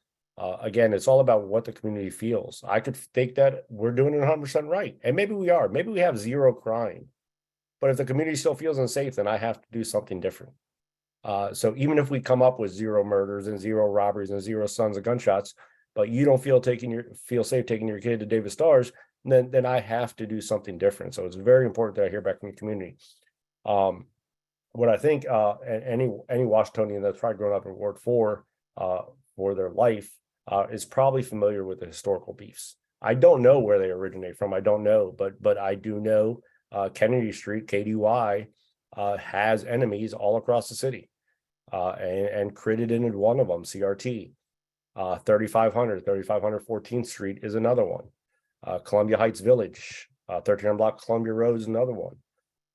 So we take a very strategic approach when we have these sounds of gunshots, when we have these homicides.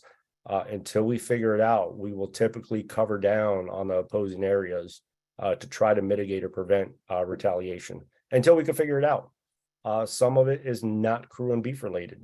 Sometimes it takes us some time to figure out the motive. Sometimes we don't figure out the motive at all. For those of you that may not know, I came from homicide. I was at homicide 19 months and I was on over 300 murders. I came in for every single one in my 19 months. So I've seen it all. I've seen the trauma it causes to the community. But sometimes we don't always figure out the motive. We make the arrest, we close the case, and the suspect chooses not to talk to us. And I don't know if we have, actually, I can say with certainty, we don't know the motive in the 900 block of Decatur Street murder. And we can't say with certainty whether he was the intended target or not. Did they spray up the block and hit who they want to hit? Did they have a personal vendetta against him and they've achieved that vendetta and there is going to be no more retaliation or violent crime? I don't have the clear answer to that yet because we don't know who the suspects are. So it's very strategic and a lot of it's a guessing game. A lot of it's intel data based. But I know Kennedy Street beefs with Crittenden. So did I beef up Kennedy Street after this murder? Absolutely. Did I increase the presence on Decatur due to the community concerns and the community fear and trauma? Absolutely, I did that as well. Commissioner Corniotis.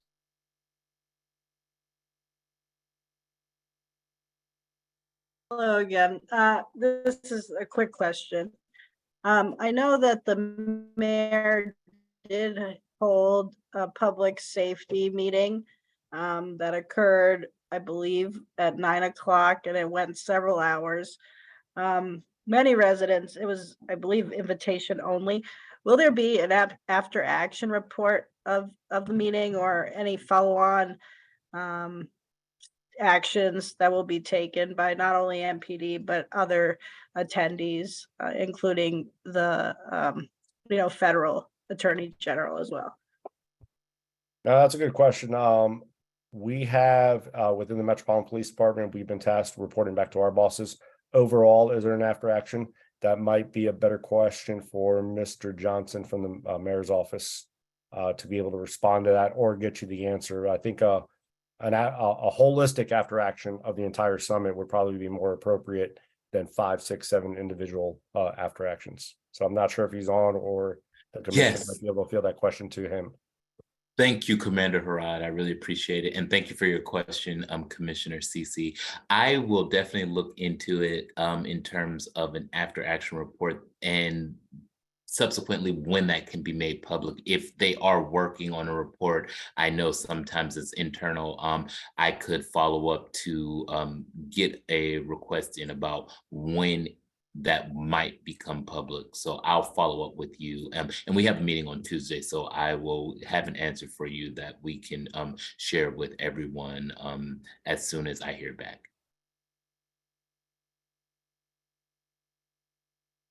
Thank you both. Katrina Liu. Hi, yes. My name is Katrina Liu. I live on the 900 block of Decatur Street. I have 2 kids at John Lewis. And so Commander Harad, I just wanted to say that the last time I saw you, we were at John Lewis and that community was grieving earlier this year. So I'm sad that, you know, the times I see you is usually when something really bad happened. So I have 2 questions and you can answer them however makes sense. The first was, I think there are violence interrupters who work on the block. I heard that. I don't actually know who they are, and I don't know if that's true.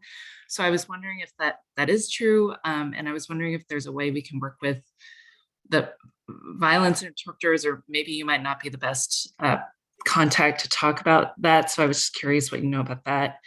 And then my next question was, I think it's undeniable that guns are a problem. I know, you know, beef between crews look very different when it's a fist fight versus a shootout. And so I was wondering what insight you have on where are all these guns coming from? What is being done about just the proliferation and sheer quantity of guns that are on the street? So if you could speak to that, I'd appreciate it. Absolutely, both great questions. Yes, there are violence interrupters deployed in Ward 4. There are 2 violence interrupters that the city uses. One is through the Office of Neighborhood and Safety Engagement. That is a DC government agency. And then the second ones are through Cure the Streets out of the Office of Attorney General.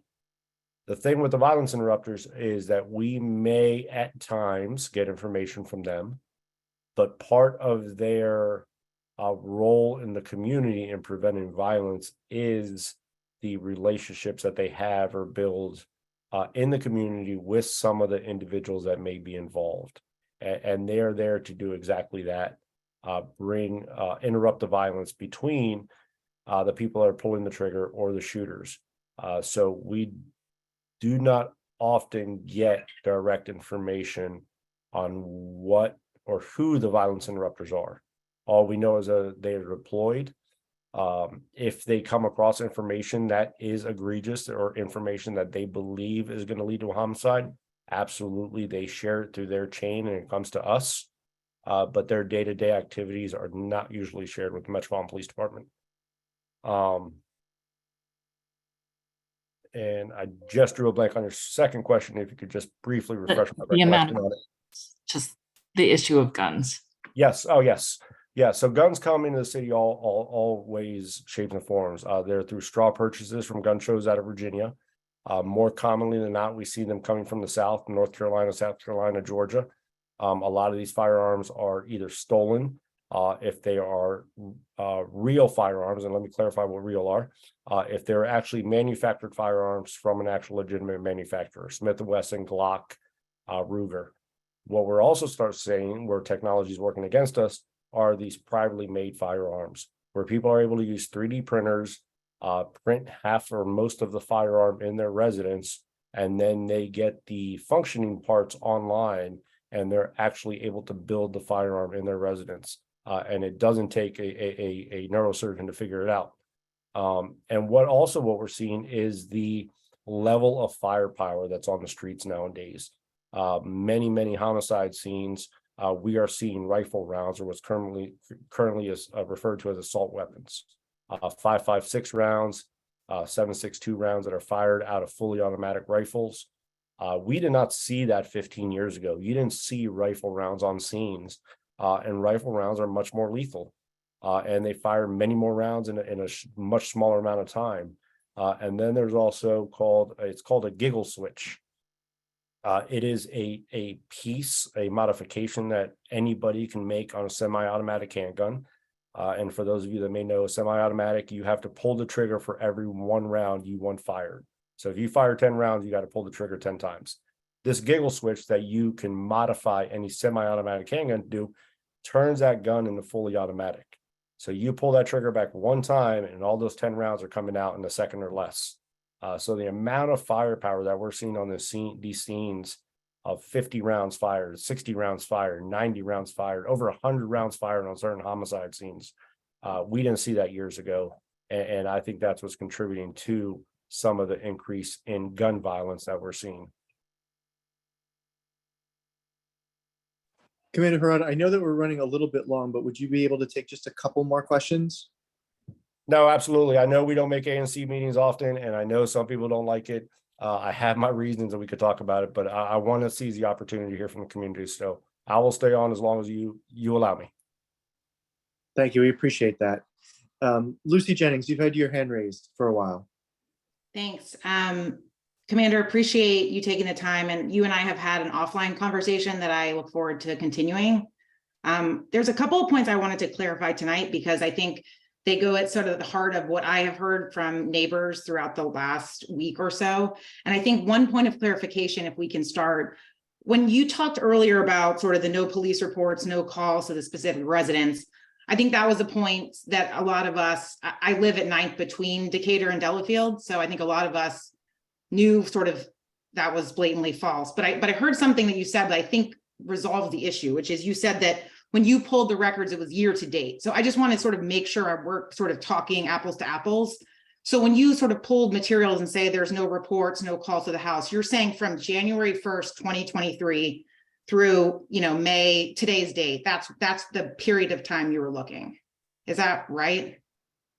Well, up till the date of the homicide is when I pulled the data, because so yes, but essentially, yes, year to date to the date of the murder, I look to say, oh my gosh, what did I miss? Is this something that should have been on my radar? And I just didn't see it. And that makes sense. I think as community members who know there were, people carried out on stretchers in September, that resolves the issue of why you might not have included that when you said no reports, no calls, the like. Correct. And thank you for helping me clarify that. Okay. Two other quick things. One is there's a lot of us, I think, who want to have sort of as much information as we can before and while we think about sort of how we as a community can as a group address this. I guess the question would be, are there abilities for sort of police reports or other information to be provided offline, or sort of how is additional information available to us? So on the 4D listserv, which I think is Google Groups, all arrests are published every morning and all crimes are published every morning. That's auto-generated and hits 7 days a week if you sign up for that. We utilize Nextdoor also for all our violent offenses. My watch commanders are required to post that on Nextdoor.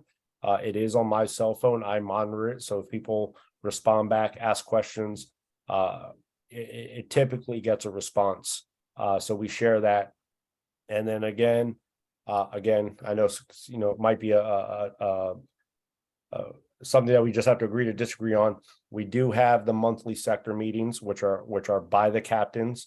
I make 99% of those, so I'm there to hear from the community, but it is run from the captain.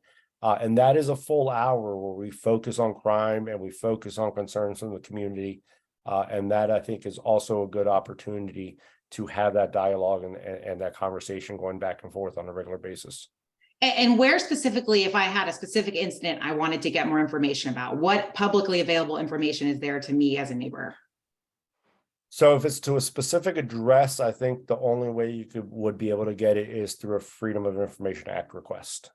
Okay. As far as crime data, like I said, what's published every morning, and then DC crime cards, if you Google it, it is a very user-friendly database open to the public.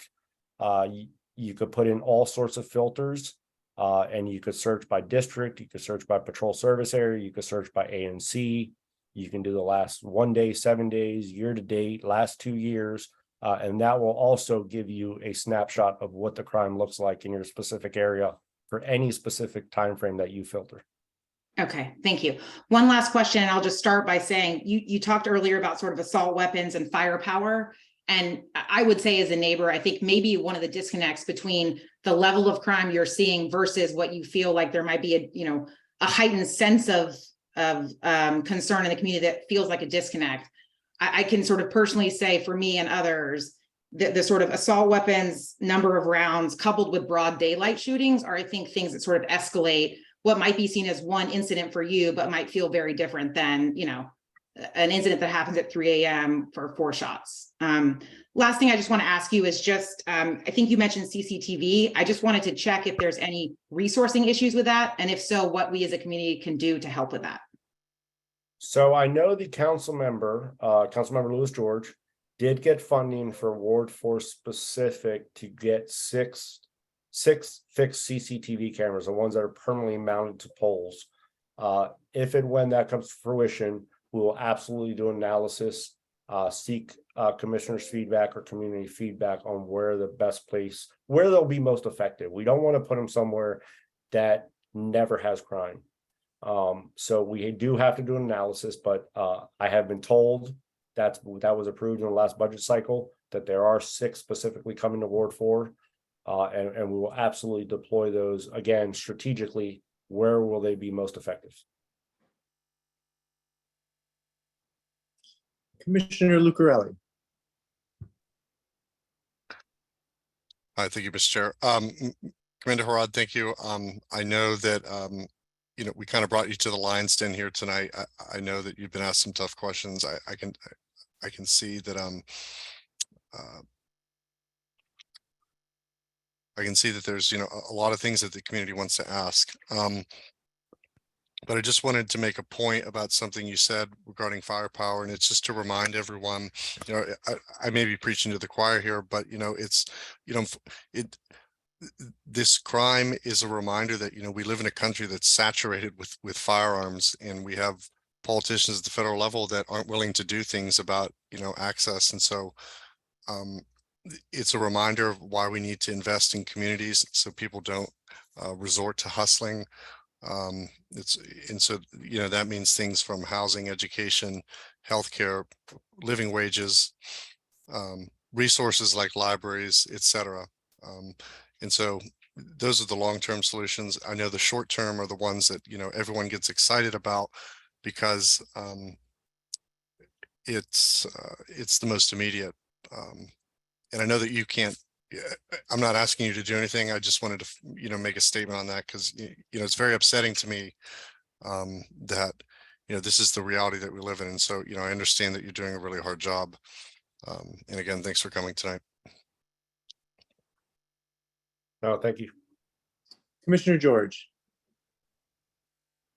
Thank you. I had a few follow-ups, which will I think be my last ones.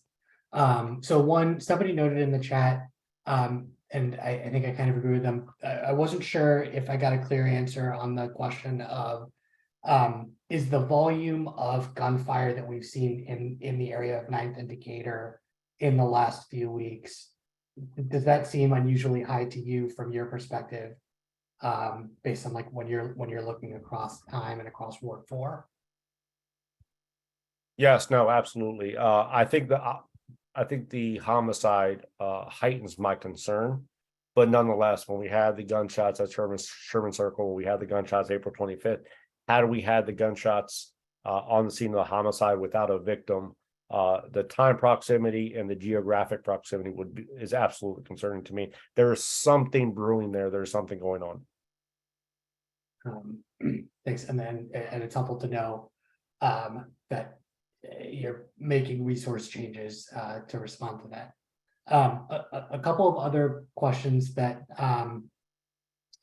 I think the community had, this is just a more general one. Are there other things that the community should be doing to get you all information or resources, other things that we may not know to be doing that will help you all be more effective? So, for example, it was helpful to get clarity from you that when you hear gunshots, you should call it in. That is helpful, even if you don't know where it's coming from. Are there other steps that neighbors should be doing to try and improve safety on our blocks? Yeah, so when you talk about resources, I think it's super important to make sure the council member knows your all's concern. Council member Lewis George has been very supportive of MPD. I'm not knocking her at all. But regardless of what your thoughts, opinions, and feelings are, I think as a whole, when I talk to the community, they're not very aware of what the city council is making legislation on, making budget decisions on. So whether you're for it or against it, I'm not here to argue one way or the other. I just think the community needs to be better informed and make sure they inform their council member on decisions they make. Because I think I hear that more often than not. When we tell community members we can't make certain arrests anymore because that's not against the law, or I think some of it does. Some of our reduction in numbers is due to a decision that they made a couple years ago. Again, you're for it, against it, that's fine. Is absolutely, but I think it's important for the council member to hear from the community when they make those decisions. And no slight to council member Lewis George. She's been the council member I've worked with in the 16 months I've been at the 4th district, and she has been absolutely supportive of MPD. One last question I had, some in one of our community discussions had specifically asked whether, more speed bumps may reduce drive-bys in the community. Could you talk about that and whether there are other maybe like non-traditional interventions that other city agencies could be doing that you think might just like atmospherically or culturally or in other ways help reduce the prevalence of crime? No, absolutely. I commonly refer to them as environmental changes. I think when you have an area, and this is where I reach out to my partner agencies, do I think speed humps would reduce violent crime? No. And the only reason I say that is that they commonly use a stolen vehicle to commit this act. Very few times are they using their car or their girlfriend's car or mom's car. So I don't think they care about slowing down for speed humps. But along those lines, I do think it's important that we reach out to our partner agencies or the community, make us aware, or the community be part of the factor when we look at lighting in the block, street lights that are out, graffiti, trash, that brush and hedges are trimmed back appropriately, that people turn on their porch lights, that they have the ring cameras. I think all those environmental factors play a part in deterring violent crime. I think we could agree any citizen or pedestrian that probably walks around DC would probably look down the block if they had overgrown brush, if they had graffiti, if they had trash in the medians, the street lights were broken, the trash cans were knocked over, and just take that very same block and clean it all up. I think they'd be much more susceptible to walking down a well-lit, trimmed, groomed block than one that's blighted. And that's where I think it's important that we reach out to DDOT and DPW to help us with some of those things.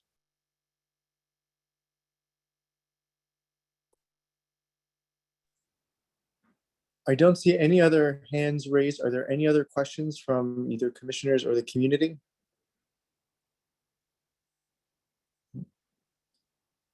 Hearing none, Commander, thank you very much for joining us tonight. We know that's not something that you usually do, but we really appreciate your presence. I will say personally, I had the opportunity to go for a ride along with MPD last week, and it was really revelatory on how challenging, the kinds of challenges that MPD faces all the time, how thinly stretched they are at the moment for resources, and it made me quite appreciative of the work that all of you do. So thank you very much for being here, and thank you all for the work that you're doing to try to keep us safe. We appreciate it. No, I appreciate it. Thank you for having me, and let's keep this dialogue going. Great, thank you so much. Next up on our agenda, we have an open forum for general community comments. I know that we used a lot of this time to talk about crime with Commander Harad, but this is an opportunity for members of the community to bring up any other issues that anyone might want the ANC to consider? I see a question from Brian Weaver.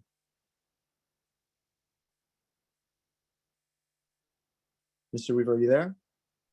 Yep, I'm here. My name is Brian Weaver. I'm the new director for Petworth Main Street, and I wanted to drop by and give you guys an opportunity to say hello. I also wanted to let you guys know that we're starting the Petworth Small Business Challenge right now, which is a $5,000 grant that is given to local businesses. There are 5 grants for Uptown and 5 grants for Lower Petworth. So go and find your favorite business on Kennedy Street and encourage them to apply for the grant, because it'll be something that we can use for beautification of setting up businesses on Kennedy Street, for places that need to like spruce up their sidewalk cafes. It's a great opportunity.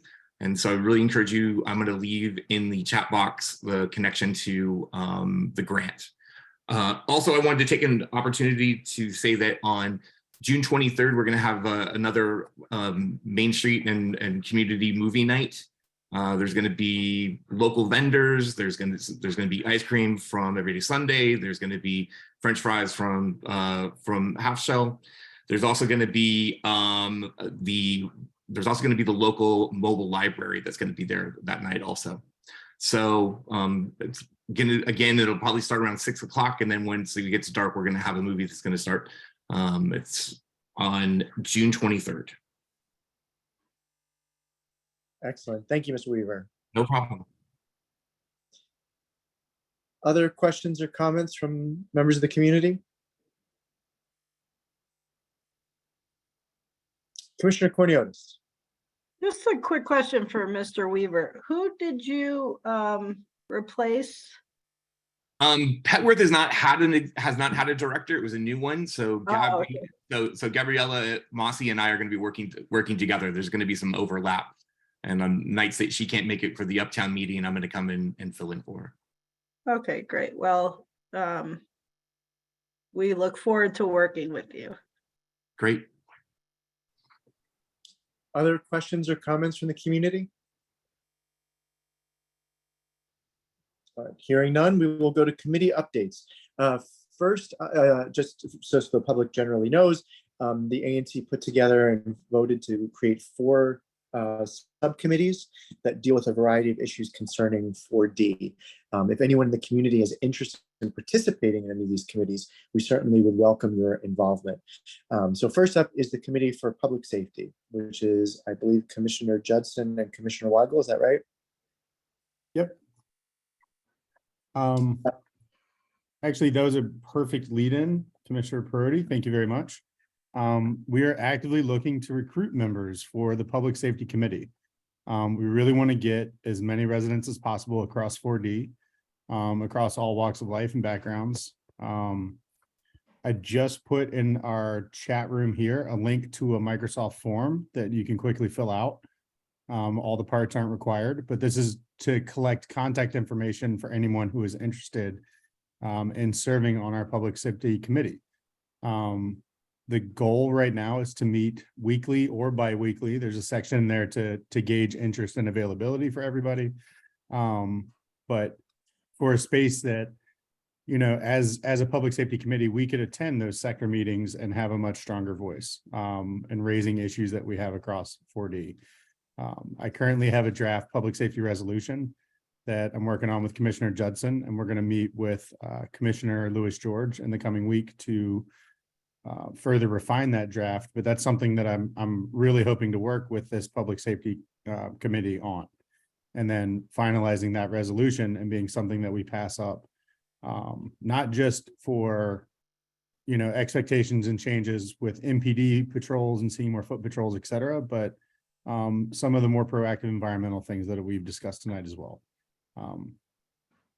If anyone wants to join our committee in a low tech term, if they're on their phone and they're listening, et cetera, just let me know. I'm going to put my contact information in the chat room as well really quickly so that you can reach me that way. And that's it. I don't want to waste any more time since I'm the one with the timer tonight. Thank you, Commissioner Weigel. Appreciate that. Any updates from the Committee on Transportation and Vision Zero? I think that's Commissioners Lucarelli and Morensik, if I'm correct.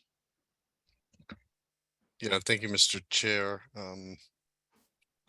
Stephen and I spoke last week, and like Clark's group, we're working together to create sort of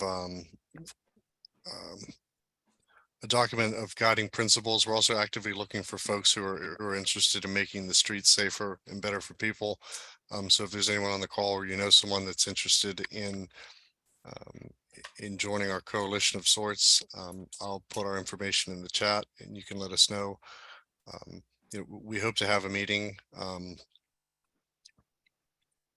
sometime in June, and so we'll be staying in touch about that. But again, we're looking for people to join, and if it's something that interests you, let me know. Thanks. I don't see Stephen on the call, but if he is, yeah, I'm feel here. free to. Oh, got it. Yeah, feel free to. Yeah, I agree with everything you've said. And again, if you're actively interested in joining, please fill out the information. And we'll drop our emails in the chat, and we look forward to talking with you. Excellent. Any updates for the Committee for Public Facilities? I think that's Commissioners Pinckney and Judson. Yes, Commissioner Pinckney has some updates to share, I believe. Yes, I do. Good evening. I'm going to go quickly.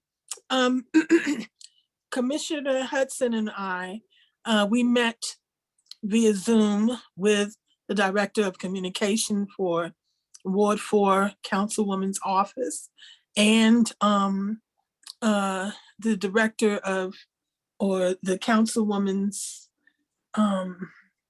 get his title, but his name is Will Singer. And we are happy to report, actually delighted, that the funding for the library was approved.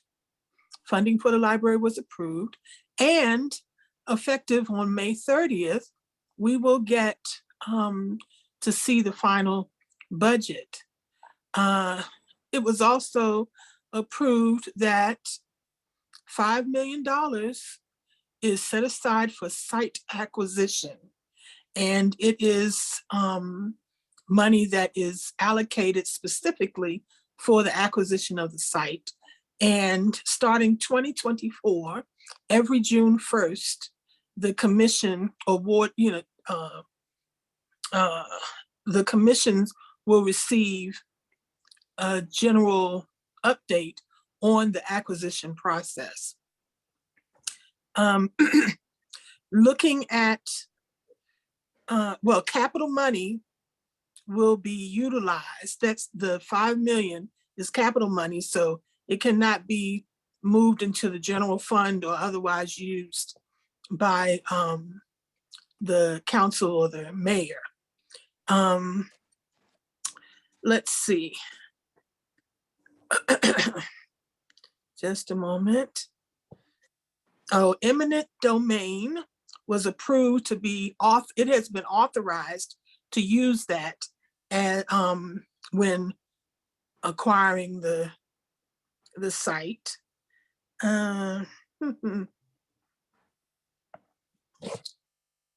We are going to work on a relationship with the library board because there were several questions within that body.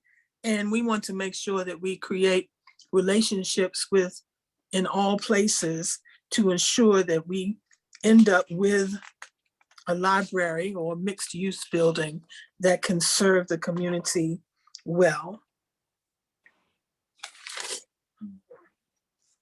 Let's see. And Kate, did I miss anything, or you can? Yeah, I think you did a great job. I think two quick things. First is thank you everyone who wrote letters to city council members to push for them to keep this in the budget. They heard our voices loud and clear. So just want to say thank you if you were able to take a moment to send emails. And then also with the $5 million for the site acquisition. I just wanted to add on to Commissioner Pinckney in that it has to be within a half a mile of Kennedy Street. And so I think that's huge for our neighborhood, that it's that specific in terms of making it a library that's walkable. And so I'm just, as Commissioner Pinckney said, I am also very delighted that things are moving forward. So fingers crossed, things keep progressing. Thank you. And I apologize, one more thing. They have officially changed the name of this project from 4A, which was identifying, and that's where there was confusion while we had to, talk to the people in 4B and all of that. So it's now just called Ward 4 Library Project instead of 4A. So that way there's no complications or confusion. Thank you both for the update, and thank you both for your hard work in advocating for a library for our neighborhood. So that's great news for all of us. Next, we have the Committee for Environment and Public Safety. Any updates from Commissioners Corniotis or Weigel? Well, in my opinion, I think that the Environment and Public Health Committee has some overlap with the Public Safety Committee in the sense of environment and people feeling safe from even a public health and environment perspective. And we aim to hold our first meeting in June. And as with the other committees, we're actively recruiting as well. And hopefully I will send a form out to our community if you're interested. And this committee also includes, rat abatement. I don't want to say that I'm the rat queen or anything, but it's a passion of mine. And I think throughout the city, as our alleys are getting repaved, we have seen, I've heard from my constituents anyway, a decrease in rats, which is always a positive. So with that, I hand it back to our chair. Thank you, Commissioner. Oh, sorry, Commissioner Weigel. You got me all excited about rats. I want to chime in. I successfully did a rat petition for the 2 surrounding blocks right around my house, and they came out to do the service today. It was great. So not just one property being treated, but if you get 80% of the residents on your block, like if there's a particular problem home, everybody around that home could sign the petition, and then treatment can be facilitated on that property as well. It was really, really helpful. We'll see if it actually helps reduce things this coming Wednesday night when there's trash, but we'll see. So super excited. And again, just like Cece was saying, we would love to have more input and people join our committee. I'm super excited to explore the DPW Helping Hands program I heard about earlier and schedule more community cleanups. Basically like more positive time for us to get out there and interact together and make our community, cleaner, brighter, and safer. And to add to that just quickly, we did hold a community cleanup / planting event at Lorenzo Allen Park a couple weekends ago. And we did collaborate with the Helping Hands program, and it was wonderful. You have to specify where they pick up the trash, etc. But they come, shortly after the event, so the trash doesn't, just sit around. And then the director actually comes and picks up all the equipment the following day. And it's a very well-run program. Commissioner Pinckney, did you have a question, or is that your hand raised from before? No, I want to add to what they're saying because I was so proud that Ward 4 was the first ward to maximize the number of single-family homes that signed up to be a part of the recycling program, which also is about the environment and about minimizing the rats, because the rats will not go to trash that doesn't have any garbage in it. So at every opportunity, if there are people who live in apartment buildings or single family places, but you want to participate in recycling, then we can look into what we would do with our garbage instead of throwing it in the trash receptacles, which adds to our rat problem. The other thing was, it left my brain. So thank you very much for your help and for that committee's work. Thank you, Commissioner. Next up, we have Commissioner announcements. Just a quick announcement from me. Our next executive meeting is scheduled for June 7th. Just so everyone knows, the executive meetings are just a planning meeting with the commissioners. We don't vote on anything, but those meetings are open to the public in case anyone wants to attend. But our next public meeting is scheduled for June 21st. Are there any other announcements from any other commissioners? Commissioner George. I have two announcements. So one, Petworth Peanuts is hosting an Arts Fest and Teddy Bear Picnic in Sherman Circle this Saturday. I believe it's from 10 a.m. to 1 p.m. Folks with kids should feel free to swing by. I think it will be a fun event for kids to do some art and play with teddy bears. It's the first of their kind, so we'll see what sort of event it is, but I'm excited to swing by with my toddler. Second thing is there are a few commissioners and community members who have been talking about pressing for a redesign of the intersection of 8th Street, Allison Street, and Kansas. Anybody who's walked, biked, or driven through it knows that it's a very challenging intersection where visibility is difficult, that crosswalks are extremely long. We're going to be meeting, I think, sometime in the next week or week and a half to just talk through some options informally that we can kind of hopefully collectively get on board with to press for action from the council member's office and from DDOT. If folks are interested in joining that discussion or have views to share, please feel free to reach out to me and I will do my best to try and make sure you're linked as well. Commissioner Lucarelli. Thanks, Mr. Chair. I just wanted to make an announcement that, I myself and CC have been working with residents, and I believe you were roped into an email as well regarding Mariachi, the place on George Avenue. I did speak with the owner on the phone. I let him know specifically that the complaints we're hearing is that there's a lot of noise coming that's leaving the establishment and coming out into the public domain. Some of it was occurring on a parking lot across the street at the Popeyes. So, that to me seems beyond their control, but I did let him know that, the noise, can't leave the building, in that the party can't, continue outside.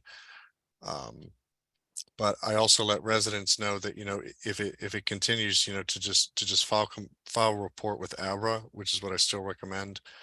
So that way it's documented and they can come out and investigate, because without that report, it's technically hearsay, I imagine, is how they view it. And so if you have issues with what's going on, get pictures or video, and file complaints so that they can go through the proper channels to address it. Thanks. Thank you, Commissioner. Commissioner Cornelius. Just a couple of things. I remember that today was actually Council Member Louis George's first care day in Manor Park, I believe at Fort Slocum Park, and that's probably why Ms. Rogers did not attend this evening's meeting.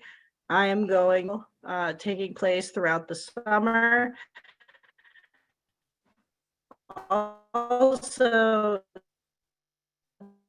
to piggyback off of what was actually supported through a grant, or well, partially, I assume partially supported through a grant from our commission, from our predecessors.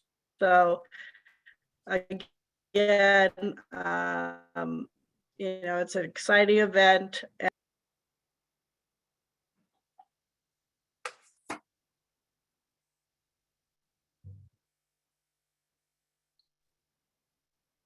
Commissioner, I'm not sure whether it's my video or yours, but It's probably mine, but Okay. my daughter's probably listening, to Coco Melon upstairs. It's interfering with my Wi-Fi. I haven't upgraded.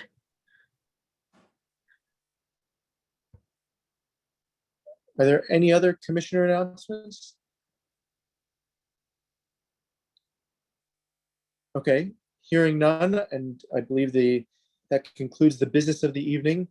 I make a motion that we adjourn until our next meeting in June. Can I have a second? So moved. Second. All those in favor say aye. Aye. Aye. Aye. Bye. Any opposed? Hearing none, the meeting is officially adjourned. Thank you all this evening for your attendance and your participation. We really appreciate it. Have a good night, everyone. Thank you. Thank Good you. night. Thanks, Anthony. Night, everyone. Thank you.